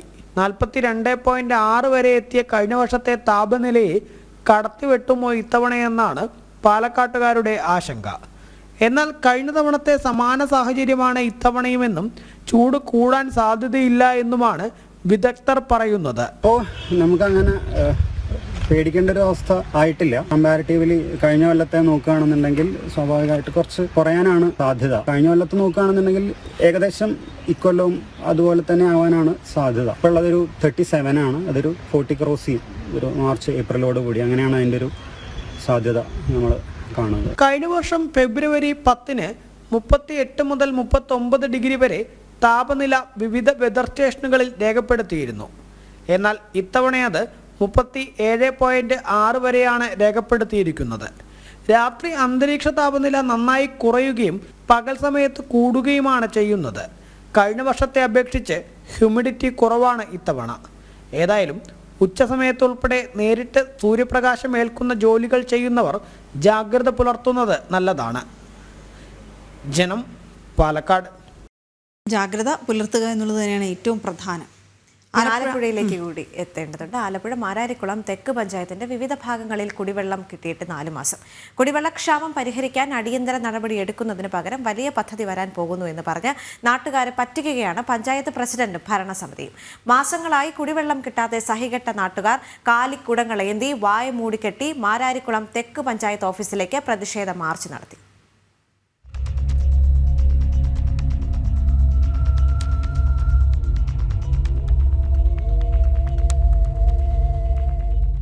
മാരാരിക്കുളം തെക്ക് പഞ്ചായത്തിലെ വീടുകളിൽ കുഴൽക്കിണറുകളിൽ നിന്ന് ലഭിക്കുന്ന വെള്ളമാണിത്.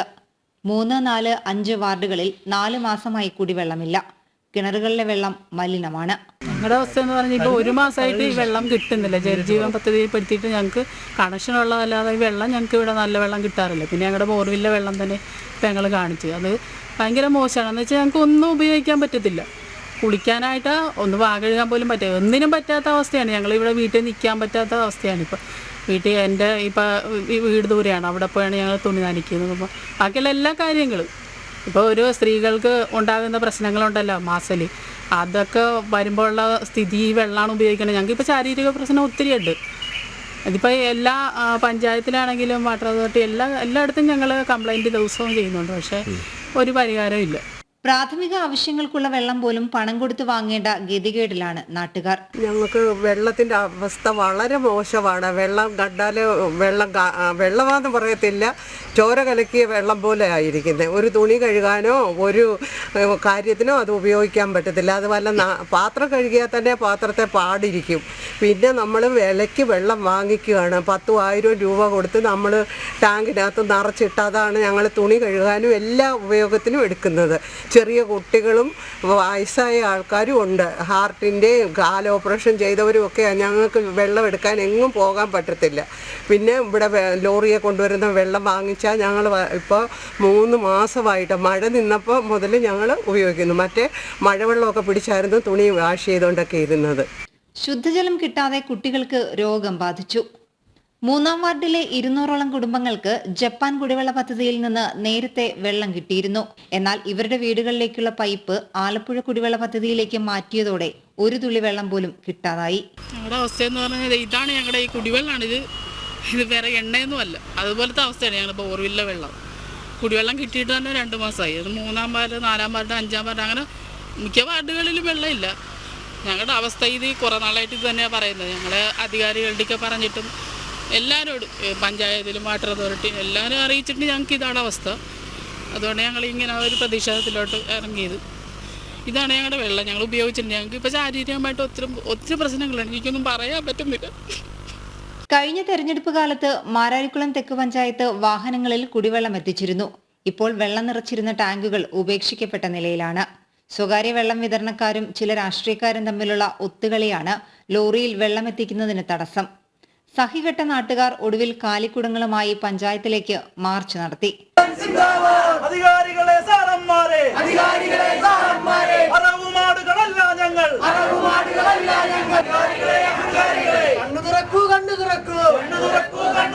കുടിവെള്ളം എത്തിക്കുന്നതിന് നടപടി സ്വീകരിക്കുന്നതിന് പകരം വരുമെന്ന് പറയപ്പെടുന്ന വലിയ പദ്ധതിയെക്കുറിച്ച് പറഞ്ഞ് പറ്റിക്കുകയാണ് പ്രസിഡന്റും ഭരണസമിതിയുമെന്നാണ് നാട്ടുകാരുടെ ആരോപണം.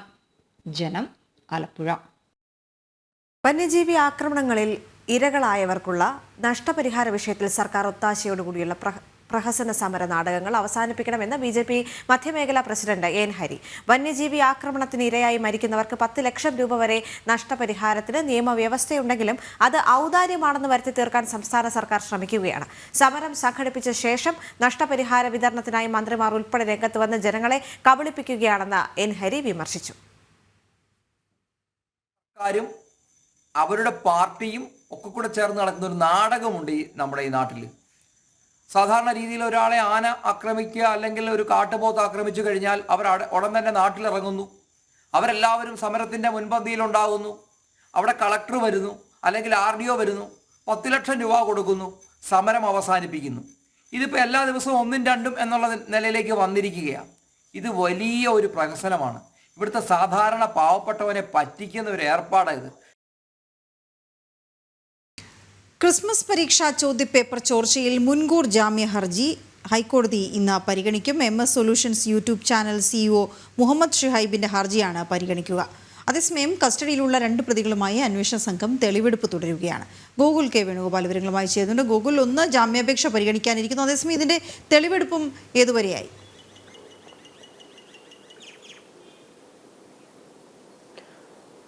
ഷുഹൈബിന്റെ ജാമ്യാപേക്ഷ ഹൈക്കോടതി ഇന്ന് വീണ്ടും പരിഗണിക്കുകയാണ്.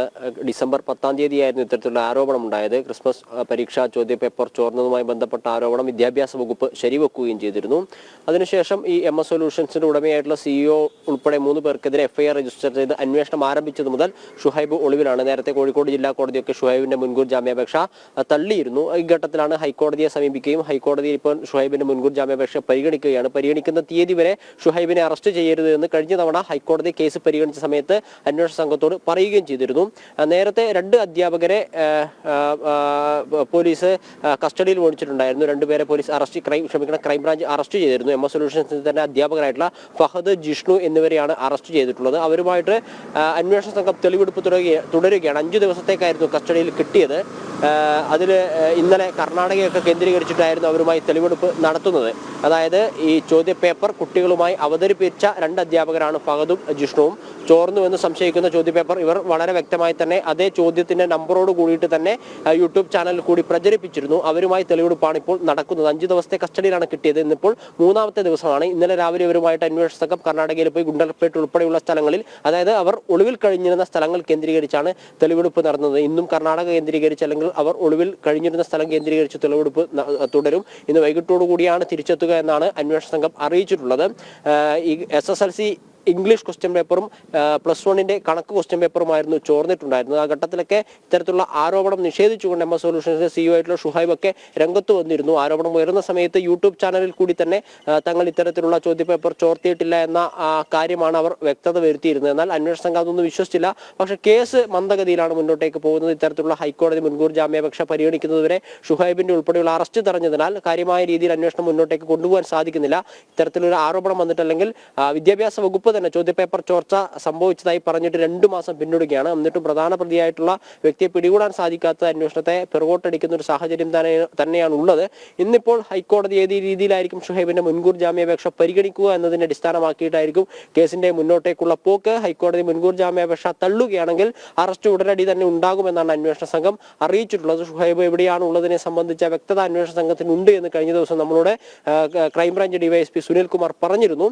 ഇത്തരത്തിലുള്ള അറസ്റ്റ് തടഞ്ഞതിനാലാണ് ഷുഹൈബിനെ കസ്റ്റഡിയിൽ എടുക്കാത്തത് എന്നൊരു വിവരമാണ് അവിടെ നിന്ന് ലഭിക്കുന്നത്. ഉച്ചയ്ക്ക് 12 മണിയോട് കൂടിയിട്ട് ഈ വിഷയത്തിൽ മുൻകൂർ ജാമ്യാപേക്ഷയുമായി ബന്ധപ്പെട്ട കാര്യത്തിൽ തീരുമാനമുണ്ടാകുമെന്നാണ് അറിയാൻ സാധിക്കുന്നത്. വീണ.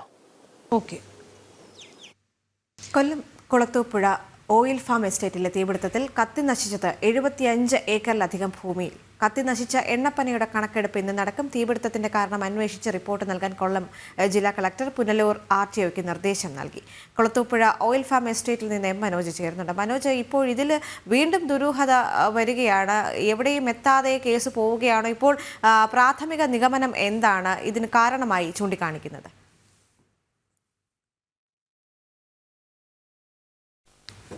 ദേവിക, ഈ സംഭവത്തിൽ അന്വേഷണം ഉണ്ടാകുമെന്നാണ് അറിയുവാൻ സാധിക്കുന്നത്. RDO ആണ് ഈ കാര്യം അന്വേഷിക്കുക. ഇതിൽ തന്നെ 75 ഏക്കറിലധികം ഭൂമിയിൽ തീ പടർന്നതായാണ് പ്രാഥമികമായും ലഭിക്കുന്ന വിവരം. ഇതിൽ തന്നെ പ്രദേശത്ത് 10,000 എണ്ണപ്പനകൾ ഉള്ളതായും വിവരമുണ്ട്. പൂർണ്ണമായും കത്തി നശിച്ചവയുടെ കണക്കെടുപ്പ് ആണ് ഇന്ന് നടക്കുക. അതോടൊപ്പം തന്നെ ഈ സംഭവത്തിൽ തീപിടുത്തത്തിന് എന്താണ് കാരണമുണ്ടായത് എന്നതിനെ സംബന്ധിച്ച് അന്വേഷിച്ച് റിപ്പോർട്ട് നൽകാൻ കൊല്ലം ജില്ലാ കളക്ടറാണ് പുനലൂർ RDOയെ ചുമതലപ്പെടുത്തിയിട്ടുള്ളത്. അതേസമയം തന്നെ പോലീസും വനം വകുപ്പും ഈ സംഭവത്തിൽ അന്വേഷണം നടത്തുമെന്നാണ് അറിയിച്ചിട്ടുള്ളത്. CCTV ദൃശ്യങ്ങളടക്കം പരിശോധിക്കും. എന്തായാലും നാട്ടുകാരടക്കം നമ്മളോട് സംസാരിച്ചിരുന്നു. അവരൊക്കെ പറയുന്നത് മുൻപ് ഇത്തരത്തിലൊന്നും ഒരു സംഭവം ഉണ്ടായിട്ടില്ല എന്നുള്ളതാണ്. ചരിത്രത്തിൽ ആദ്യമായാണ് ഇത്രയധികം വലിയൊരു തീപിടുത്തം ഇവിടെ ഉണ്ടാകുന്നത്. അപ്പോൾ അതിനു പിന്നിൽ എന്താണ് കാരണമെന്നത് ഇതുവരെയും വ്യക്തമല്ല എന്നുള്ളതാണ്. പലയിടത്തായി തീ പിടിച്ചിട്ടുണ്ട്. അതോടൊപ്പം തന്നെ നിരവധി എണ്ണപ്പനകൾ കത്തി നശിച്ചിട്ടുണ്ട്. ഈ കഴിഞ്ഞ കാലങ്ങളിലൊന്നും തന്നെ ഇത്തരത്തിൽ വേനൽക്കാലമായാൽ പോലും ഇത്തരത്തിൽ വലിയൊരു തീപിടുത്തം ഈ ഭാഗത്തൊന്നും തന്നെ ഉണ്ടായിട്ടില്ല. അപ്പോൾ ഇതിനു പിന്നിലുള്ള ദുരൂഹത എന്താണെന്നുള്ളത് പുറത്തു കൊണ്ടുവരണമെന്ന് തന്നെയാണ്. അതിനുവേണ്ടി തന്നെയാണ് ഇന്ന് ഈ പരിശോധന നടക്കുക. അതോടൊപ്പം തന്നെ അന്വേഷണത്തിൻ്റെ ആദ്യഘട്ടം എന്ന നിലയിൽ ഈ സമീപത്തുള്ള CCTV ദൃശ്യങ്ങളടക്കം പരിശോധിക്കുമെന്നാണ് അറിയിച്ചിട്ടുള്ളത്. കഴിഞ്ഞ ദിവസം ഉച്ചയോടുകൂടിയാണ് ഈ സ്ഥലത്ത് തീപിടുത്തമുണ്ടാകുന്നത്. പിന്നീട് വൈകിട്ടോടെ തീ നിയന്ത്രണ വിധേയമാക്കുവാൻ വേണ്ടി കൂടുതൽ ഫയർഫോഴ്സ് യൂണിറ്റുകൾ ഇങ്ങോട്ടേക്ക് എത്തി. രാത്രി അർദ്ധരാത്രിയിലും തീ പടർന്നുകൊണ്ടേയിരുന്നു. ഒടുവിൽ വളരെ ശ്രമകരമായി തന്നെയാണ് ഇത്തരത്തിലൊരു നിയന്ത്രണ വിധേയമാക്കുവാൻ വേണ്ടി സാധിച്ചിട്ടുള്ളത്. എന്നാലും ഇപ്പോഴും പുകയുരുന്നുണ്ട്. ചിലയിടത്തൊക്കെ തന്നെ തീ പടരുന്ന ഒരു സാഹചര്യം കൂടെയാണ്. കാരണം വെയിൽ വരുന്തോറും ഈ തീ അങ്ങനെ പടർന്നുകൊണ്ടേ ഇരിക്കുകയാണ്. നമ്മളിപ്പോൾ ദൃശ്യങ്ങൾ കാണാൻ സാധിക്കുന്നത് ഈ കത്തി നശിച്ചിട്ടുള്ള എണ്ണപ്പനകളാണ്. അതിൽ നിന്നും പുക ഉയരുന്നതാണ്. ഇങ്ങനെ ഏക്കർ കണക്കിന്, അതായത് 75 ഏക്കറിലധികം ഭൂമിയിലേക്ക് ഈ തീ പടർന്നു. അത് നാട്ടുകാരും തന്നെയാണ് പറയുന്നത്. കഴിഞ്ഞ ദിവസം ഇവിടേക്ക് ഫയർഫോഴ്സ് യൂണിറ്റ് എത്തുന്ന സമയത്ത് തന്നെ ഇവിടേക്ക് തീ ആളിക്കത്തുകയായിരുന്നു. അതുകൊണ്ട് അവർക്ക് അങ്ങോട്ട് കടക്കാൻ പറ്റാത്ത ഒരു സാഹചര്യം കൂടെ ഉണ്ടായിരുന്നു. കാറ്റിൻ്റെ സാന്നിധ്യം ഉണ്ടായിരുന്നാൽ തന്നെ തീ പടർന്ന് പിടിക്കുകയായിരുന്നു എല്ലാ സ്ഥലങ്ങളിലേക്കും. പലയിടത്തായി തീ പടർന്ന് പിടിച്ചത് ഈ സംശയത്തിന് കൂടുതൽ ആക്കം നൽകുന്നുണ്ട് എന്നുള്ളത് മനസ്സിലാക്കാൻ സാധിക്കും. അതുകൊണ്ട് തന്നെയാണ് ഇത്തരത്തിലൊരു അന്വേഷണത്തിലേക്ക് കാര്യങ്ങൾ നീങ്ങുന്നത്. ഇത് സംബന്ധിച്ച് ഇതിൻ്റെ ചെയർമാനൊക്കെ ഇന്ന് ഇവിടേക്ക് എത്തുമെന്നാണ് അറിയിച്ചിട്ടുള്ളത്. ഈ ഓയിൽ ഫാം ഇന്ത്യ ലിമിറ്റഡിൻ്റെ തോട്ടത്തിൽ നിരവധി തൊഴിലാളികളുണ്ട്. ഈ തോട്ടത്തിലെ തൊഴിലാളികൾക്ക് 3 പേർക്ക് കഴിഞ്ഞ ദിവസം ഇതേ സംബന്ധിച്ച് ദേഹാസ്വസ്ഥ്യമുണ്ടാകുന്ന ഒരു സാഹചര്യമുണ്ടായി. അവരൊക്കെ തന്നെ ആശുപത്രിയിലായിരുന്നു. പിന്നീടാണ് ഇത്തരത്തിൽ 5 ഫയർഫോഴ്സ് യൂണിറ്റുകൾ എത്തിയ ശേഷം ഈ തീ നിയന്ത്രണ വിധേയമാക്കാൻ സാധിച്ചിട്ടുള്ളത്. രാവിലെയും ആ പുക അങ്ങനെ ഉയർന്നുകൊണ്ടേ ഇരിക്കുകയാണ്. നമുക്ക് സമീപത്തുള്ള എണ്ണപ്പനകളൊക്കെ കാണാം.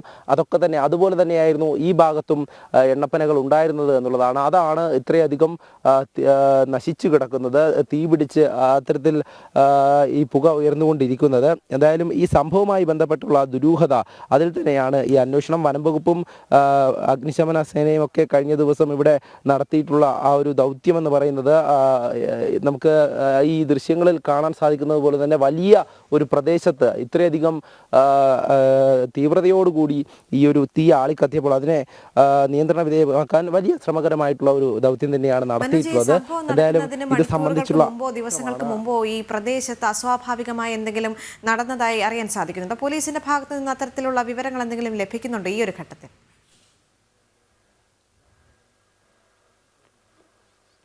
അത്തരത്തിലുള്ള വിവരങ്ങളൊന്നും തന്നെ ഇതുവരെ ലഭിച്ചിട്ടില്ല. അവരൊന്നും തന്നെ അധികൃതരൊന്നും തന്നെ അങ്ങനെയുള്ള കാര്യങ്ങളൊന്നും പങ്കുവയ്ക്കുന്നില്ല. കാരണം അങ്ങനെ അസ്വാഭാവികമായിട്ടുള്ള കാര്യങ്ങളൊന്നും അതിനു മുമ്പ് നടന്നിട്ടുള്ളതായി നാട്ടുകാരും പറയുന്നില്ല. എന്തായാലും ഈ തീപിടുത്തത്തിന് പിന്നിൽ എന്താണെന്നുള്ള കാര്യത്തിനെ പറ്റി പ്രാഥമികമായി അന്വേഷിച്ച് ഒരു നിഗമനത്തിലേക്ക് എത്തുവാൻ പോലീസ് അതിൻ്റെ തുടക്കമാണ്. എന്തായാലും അത് പോലീസ് ഇക്കാര്യം അന്വേഷിച്ച ശേഷം കൃത്യമായും വിവരം അറിയിക്കാമെന്നാണ് പറഞ്ഞിട്ടുള്ളത്. എന്തായാലും ഈ ഒരു സംഭവത്തിന് പിന്നിലെ ദുരൂഹതയാണ് ആദ്യം പരിശോധിക്കുന്നത്. അതിന് ഈ തീപിടുത്തത്തിനുണ്ടായ കാരണമാണ് ആദ്യം പരിശോധിക്കുന്നത്.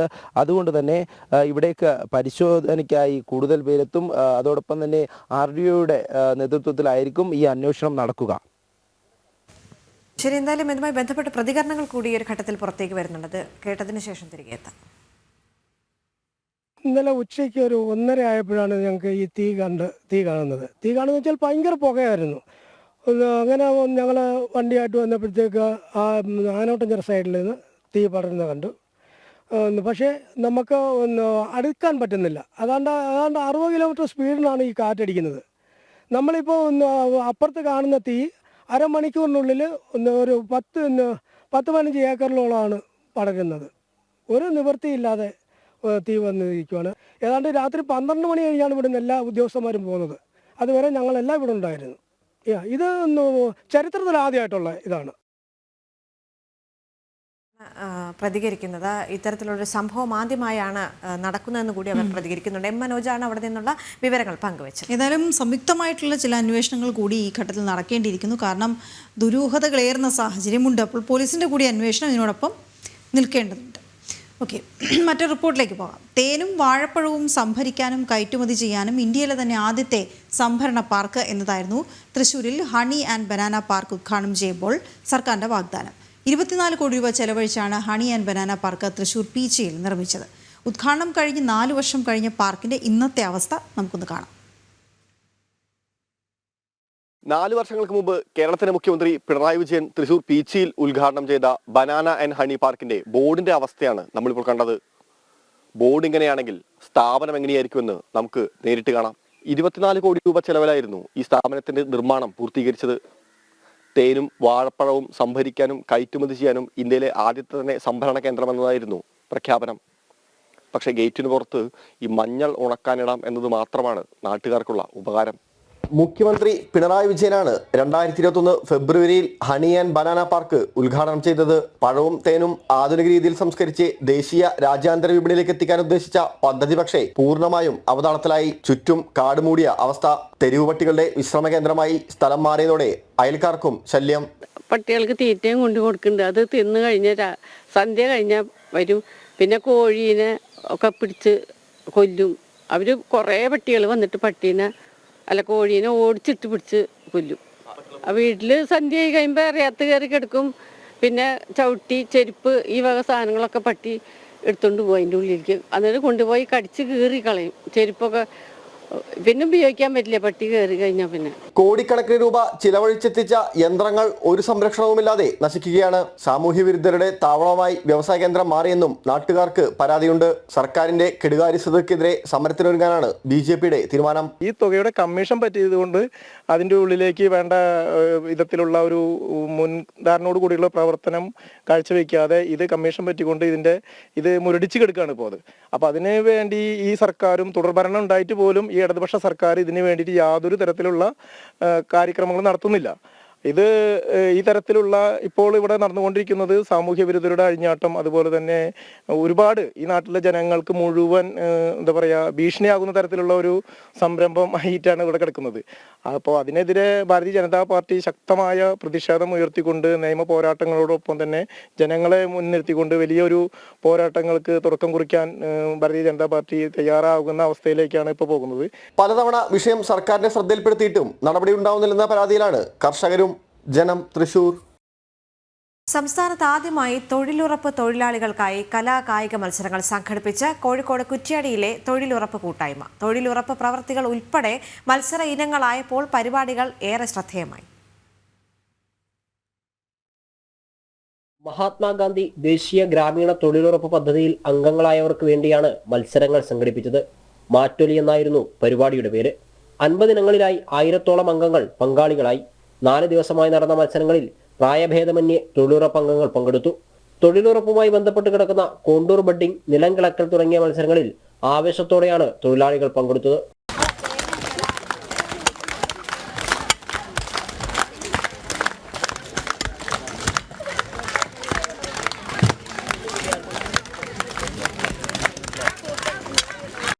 പങ്കാളിത്തം കൊണ്ടും മത്സര ഇനങ്ങളുടെ വ്യത്യസ്തതകൾ കൊണ്ടും കൗതുകമുള്ളതായിരുന്നു പരിപാടികൾ. തേങ്ങ ഉരിക്കൽ മത്സരം, അടക്ക ഉരിക്കൽ മത്സരം, ഓലമടയൽ മത്സരം, കോണ്ടൂർ ബണ്ട് നിർമ്മാണം എന്നിങ്ങനെ തൊഴിലുറപ്പുമായി ബന്ധപ്പെട്ടതും അല്ലാത്തതുമായ ഒട്ടേറെ മത്സരങ്ങൾ, വിവിധ കായിക മത്സരങ്ങളും കലാമത്സരങ്ങളുമാണ് അരങ്ങേറുന്നത്. ഗ്രാമപഞ്ചായത്തിലെ മുഴുവൻ തൊഴിലുറപ്പ് തൊഴിലാളികളും വളരെ ആവേശപൂർണ്ണമാണ് ഈയൊരു കലാകായിക മാമാങ്കത്തിൽ പങ്കെടുത്തുകൊണ്ടിരിക്കുന്നത്. തൊഴിലാളികളുടെ തന്നെ താല്പര്യപ്രകാരമാണ് മത്സരങ്ങൾ സംഘടിപ്പിച്ചത്. ജനം, കോഴിക്കോട്. തൊഴിലുറപ്പ് പ്രവർത്തികൾ ഉൾപ്പെടെ മത്സരവിനമായി എന്ന് പറയുമ്പോൾ അത് കൂടുതൽ കൗതുകവുമായിരുന്നു. സഹകരണ ബാങ്ക് വായ്പയ്ക്ക് ഈടുവച്ചത് വീടാണ് എങ്കിൽ ജപ്തി പാടില്ല എന്ന മുഖ്യമന്ത്രിയുടെ നിർദ്ദേശം ജനങ്ങളെ കബളിപ്പിക്കാൻ. ജപ്തി ഒഴിവാക്കിയാൽ ബാധ്യത ആരേറ്റെടുക്കുമെന്ന കാര്യത്തിൽ വ്യക്തതയില്ല. ഇതോടെ വീട് ഈടായി സ്വീകരിക്കാൻ ബാങ്കുകൾ തയ്യാറാകുന്നില്ല എന്നുള്ളതാണ് പ്രധാന പ്രതിസന്ധി. പ്രജിത് മോഹനൻ ചേരുന്ന വിവരങ്ങളുമായി. പ്രജിത്ത്, അത് വലിയൊരു പ്രതിസന്ധിയാണ്. കാരണം വീട് ഈടുവെച്ച് പണമെടുക്കുക, പിന്നീട് ജപ്തിക്ക് പക്ഷേ വീട് ജപ്തി ചെയ്യാൻ പാടില്ല എന്ന നിബന്ധന കൊണ്ടുവരിക, പകരം അത് ആരേറ്റെടുക്കും ആ ബാധ്യത എന്നുള്ളതിലൊരു വ്യക്തത വരുത്താതിരിക്കുക. സ്വാഭാവികമായും ബാങ്കുകൾ ഇനി ഇത്തരത്തിൽ വായ്പകൾ നൽകുന്നതിൽ പ്രതിബന്ധങ്ങൾ ഉണ്ടാകുമെന്നുള്ള കാര്യത്തിൽ തർക്കമില്ലല്ലോ.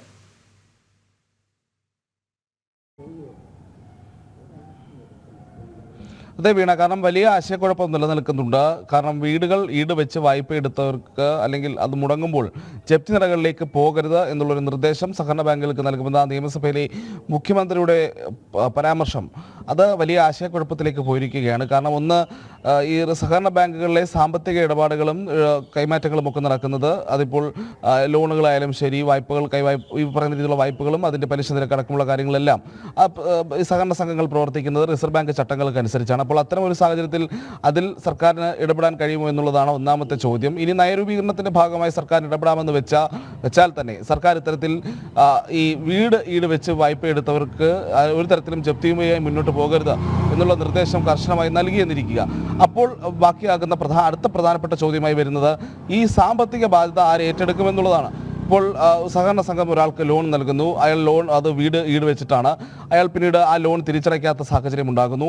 അപ്പോൾ സ്വാഭാവികമായ റിക്കവറി നടപടികളിലേക്ക് പോകുന്നതിൻ്റെ ഭാഗമായി ജപ്തി നടപടികളുമായി മുന്നോട്ട് പോകുന്ന സാഹചര്യം ഉണ്ടാകും. അപ്പോൾ ഈ സാമ്പത്തിക ബാധ്യത ഈ ജപ്തി നടപടി ഒഴിവാക്കിയാൽ അല്ലെങ്കിൽ ഈ പറയുന്ന ഇയാളുടെ കയ്യിൽ നിന്ന് നൽകിയ പണത്തിൻ്റെ അതിൻ്റെ തിരിച്ചു പിടിക്കുന്നത് ഈ പറയുന്ന സാമ്പത്തിക ബാധ്യത നികത്താൻ വേണ്ടിയാണ്.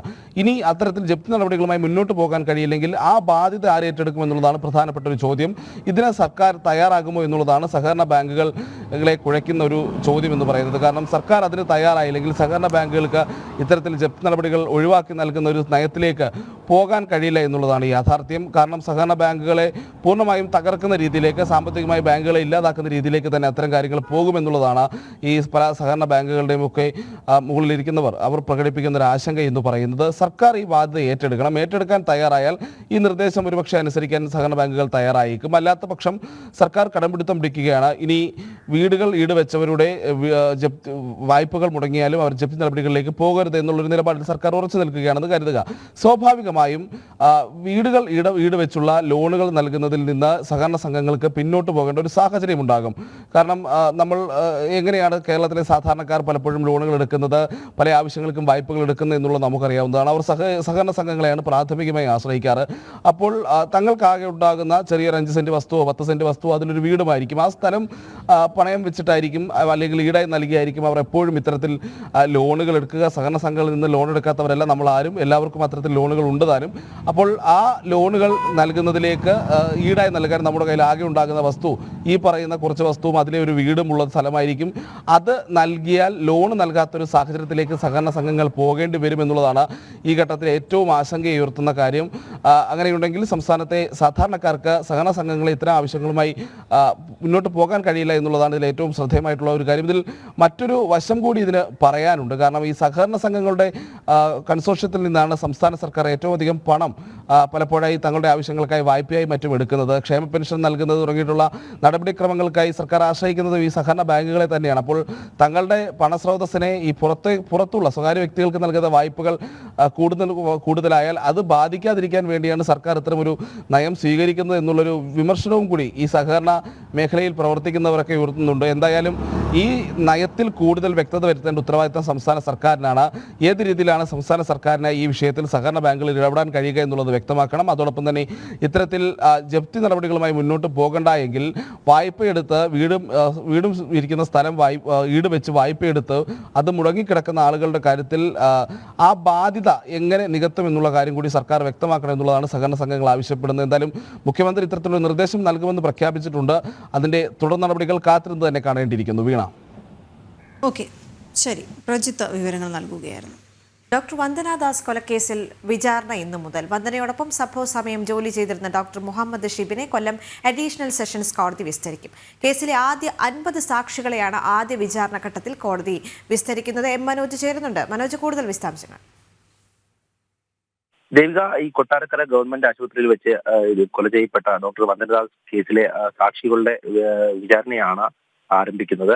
അതിൽ തന്നെ വന്ദനയോടൊപ്പം സംഭവ സമയം കാഷ്വാലിറ്റിയിൽ ജോലി ചെയ്തിരുന്ന ഡോക്ടറാണ് ഈ മുഹമ്മദ് ഷിബിൻ. ഈ മുഹമ്മദ് ഷിബിനെയാണ് ആദ്യമായി ഈ Kollam additional sessions judge PN Vinod മുൻപാകെ വിസ്തരിക്കുക. എന്തായാലും ഈ 2023 മെയ് 10-ാം തീയതിയാണ് ഈ കൊലപാതകം നടക്കുന്നത്. ഇത് സംബന്ധിച്ച് പോലീസ് മുമ്പാകെ പ്രഥമ വിവരമൊഴി നൽകിയത് ഈ ഡോക്ടർ മുഹമ്മദ് ഷിബിനായിരുന്നു. പൂയപ്പള്ളി പോലീസ് കൊട്ടാരക്കര ഗവൺമെന്റ് ആശുപത്രിയിൽ ചികിത്സയ്ക്കായി എത്തിച്ച ഈ കുടവട്ടൂർ സ്വദേശിയായിട്ടുള്ള പ്രതി സന്ദീപ് ഈ ഹോസ്പിറ്റലിൽ ഭീകരാന്തരീക്ഷം സൃഷ്ടിക്കുകയും കൂടെ ഉണ്ടായിരുന്ന പോലീസ് ഉദ്യോഗസ്ഥർ, അതോടൊപ്പം ആംബുലൻസ് ഡ്രൈവർ, സന്ദീപിനൊപ്പം ഉണ്ടായിരുന്ന 2 സമീപവാസികൾ എന്നിവരെ കുത്തി കൊലപ്പെടുത്തുവാൻ ശ്രമിക്കുകയും കാഷ്വാലിറ്റി ഡ്യൂട്ടിയിൽ ഉണ്ടായിരുന്നിട്ടുള്ള ഡോക്ടർ വന്ദനയെ ഇത്തരത്തിൽ കൊലപ്പെടുത്തുകയും ചെയ്തു എന്നതാണ് ഈ കേസ്.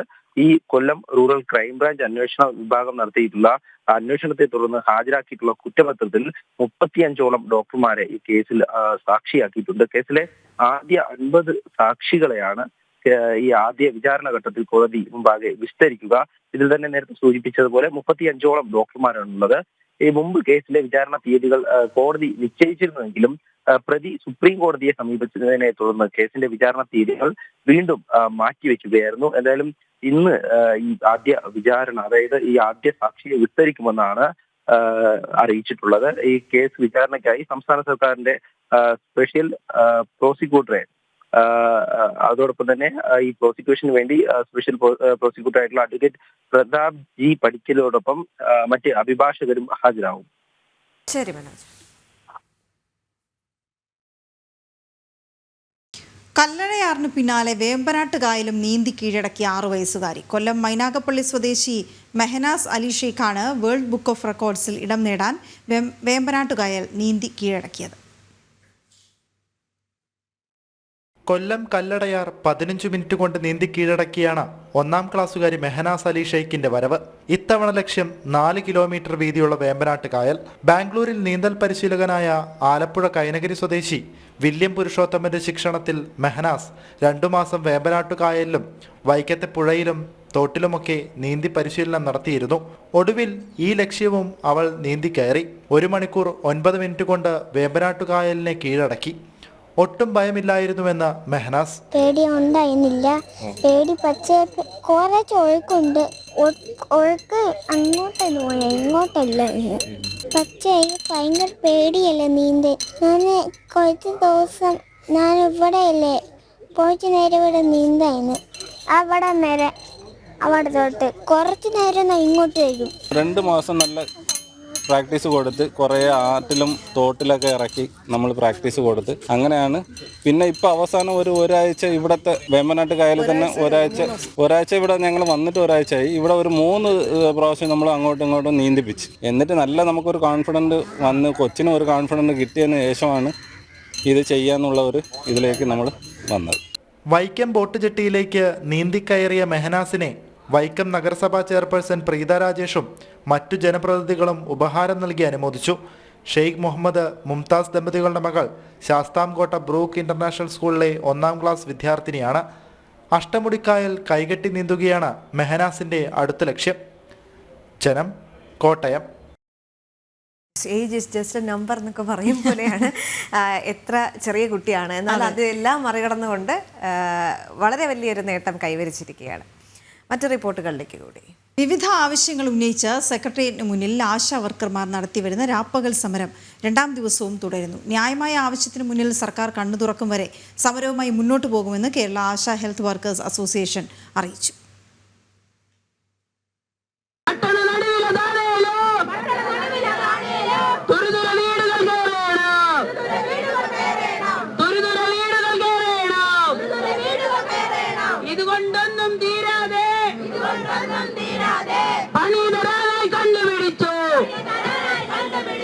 രാപ്പകൽ സമരം 2ാം ദിവസം പിന്നിടുമ്പോഴും പ്രതിരോധത്തിന് യാതൊരു അയവുമില്ല. പ്രതിഷേധ ധർണ നടത്തിയും പാട്ടുപാടിയും മുദ്രാവാക്യം മുഴക്കിയും തങ്ങളുടെ ആവശ്യം സർക്കാരിന് മുന്നിലെത്തിക്കുകയാണ് ലക്ഷ്യം.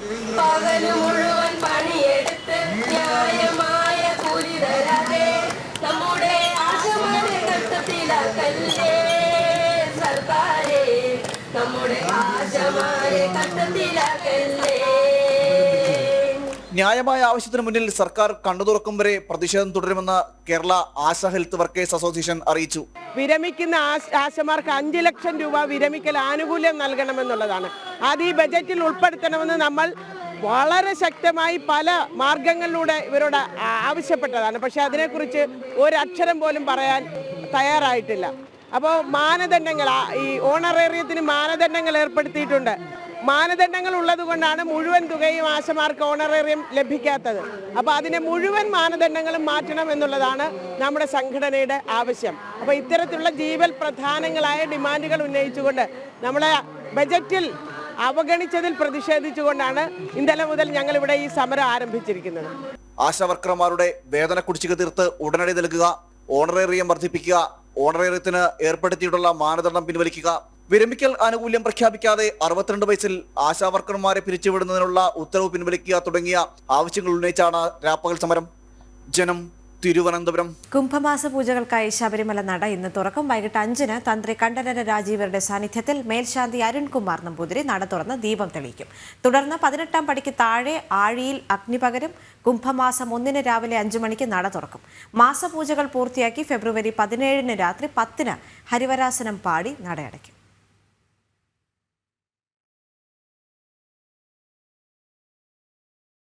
ഇന്ന് കായിക ലോകത്ത് നിന്ന് ഒട്ടനവധി വാർത്തകളുണ്ട് പങ്കുവയ്ക്കാൻ. കായിക വാർത്തകളിലേക്ക്.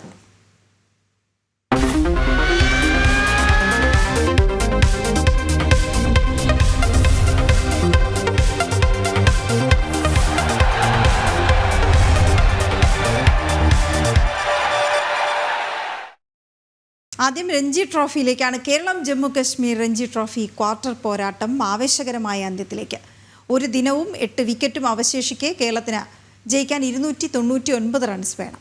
4ാം ദിനം കളി അവസാനിക്കുമ്പോൾ 2 വിക്കറ്റിന് 100 റൺസ് എന്ന നിലയിലാണ് കേരളം. 36 റൺസ് എടുത്ത രോഹൻ കുന്നുമലും 6 റൺസ് എടുത്ത ഷോൺ റോജറും പുറത്തായി. അക്ഷയ് ചന്ദ്രനും സച്ചിൻ ബേബിയും ക്രീസിലുണ്ട്. 132 റൺസ് എടുത്ത ക്യാപ്റ്റൻ പരസ് ദോഗ്രയുടെ മികവിൽ ജമ്മു കശ്മീർ 9 വിക്കറ്റിന് 399 റൺസ് എന്ന നിലയിൽ 2ാം ഇന്നിംഗ്സ് ഡിക്ലെയർ ചെയ്തു. 2 ഇന്നിംഗ്സുകളുമായി MD നിതീഷ് 10 വിക്കറ്റ് വീഴ്ത്തി. മത്സരം സമനിലയിലായാൽ ആദ്യ ഇന്നിംഗ്സ് ലീഡിന്റെ ആനുകൂല്യത്തിൽ കേരളത്തിന് സെമിയിലെത്താം.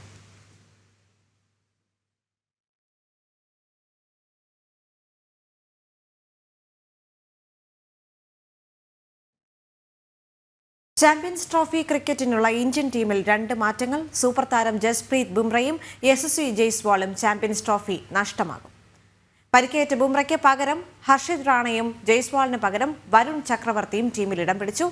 നോൺ ട്രാവലിംഗ് പകരക്കാരായി ജയ്സ്വാളിനെയും സിറാജിനെയും ശിവം ദുബെയും ഉൾപ്പെടുത്തിയിട്ടുണ്ട്.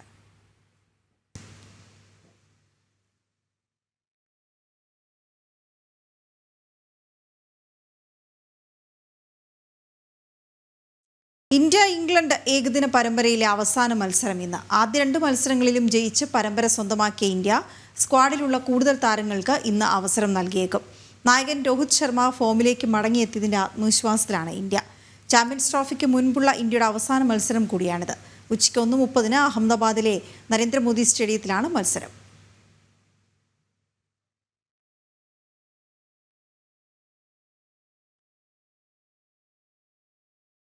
നിനക്കായി ഓർമ്മയ്ക്കായി ആദ്യമായി എന്നീ മ്യൂസിക് ആൽബത്തിന് ശേഷം പ്രണയാർദ്ര ഗാനങ്ങളുമായി ഈസ്റ്റ് കോസ്റ്റ്. വീണ്ടും എന്ന പേരിലാണ് പുതിയ മ്യൂസിക് ആൽബം ഇറങ്ങുന്നത്. ഫെബ്രുവരി 14-ന് കൊച്ചി IMA ഹാളിൽ നടക്കുന്ന ചടങ്ങിൽ ആൽബം പുറത്തിറങ്ങും. ചടങ്ങിൽ നടൻ ദിലീപ് മുഖ്യാതിഥിയാകും. സാമൂഹ്യ സാംസ്കാരിക രംഗത്ത് നിരവധി പേർ പങ്കെടുക്കും. ഈസ്റ്റ് കോസ്റ്റ് വിജയന്റെ വരികൾക്ക് രഞ്ജൻ രാജാണ് സംഗീതം നൽകിയിരിക്കുന്നത്. ഉണ്ണി മേനോൻ, വിജയ് യേശുദാസ്, റിമി ടോമി, നജിം അർഷാദ്, മോക്ഷ എന്നിവരാണ് മനോഹരമായ ഗാനങ്ങൾ ആലപിച്ചിരിക്കുന്നത്.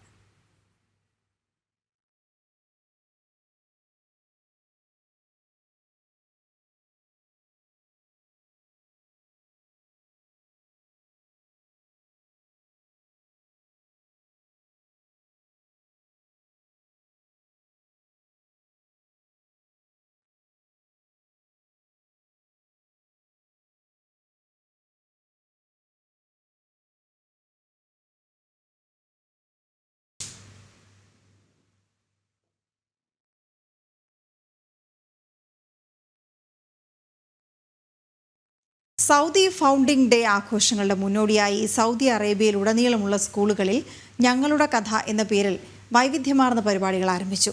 ഫെബ്രുവരി 22-നാണ് സൗദി ഫൗണ്ടിംഗ് ഡേ. പ്രത്യേക വേഷവിധാനങ്ങൾ അണിഞ്ഞ് വിദ്യാർത്ഥികൾ കലാപരിപാടികൾ ഉൾപ്പെടെയുള്ള ആഘോഷങ്ങളിൽ ആവേശത്തോടെയാണ് പങ്കെടുക്കുന്നത്.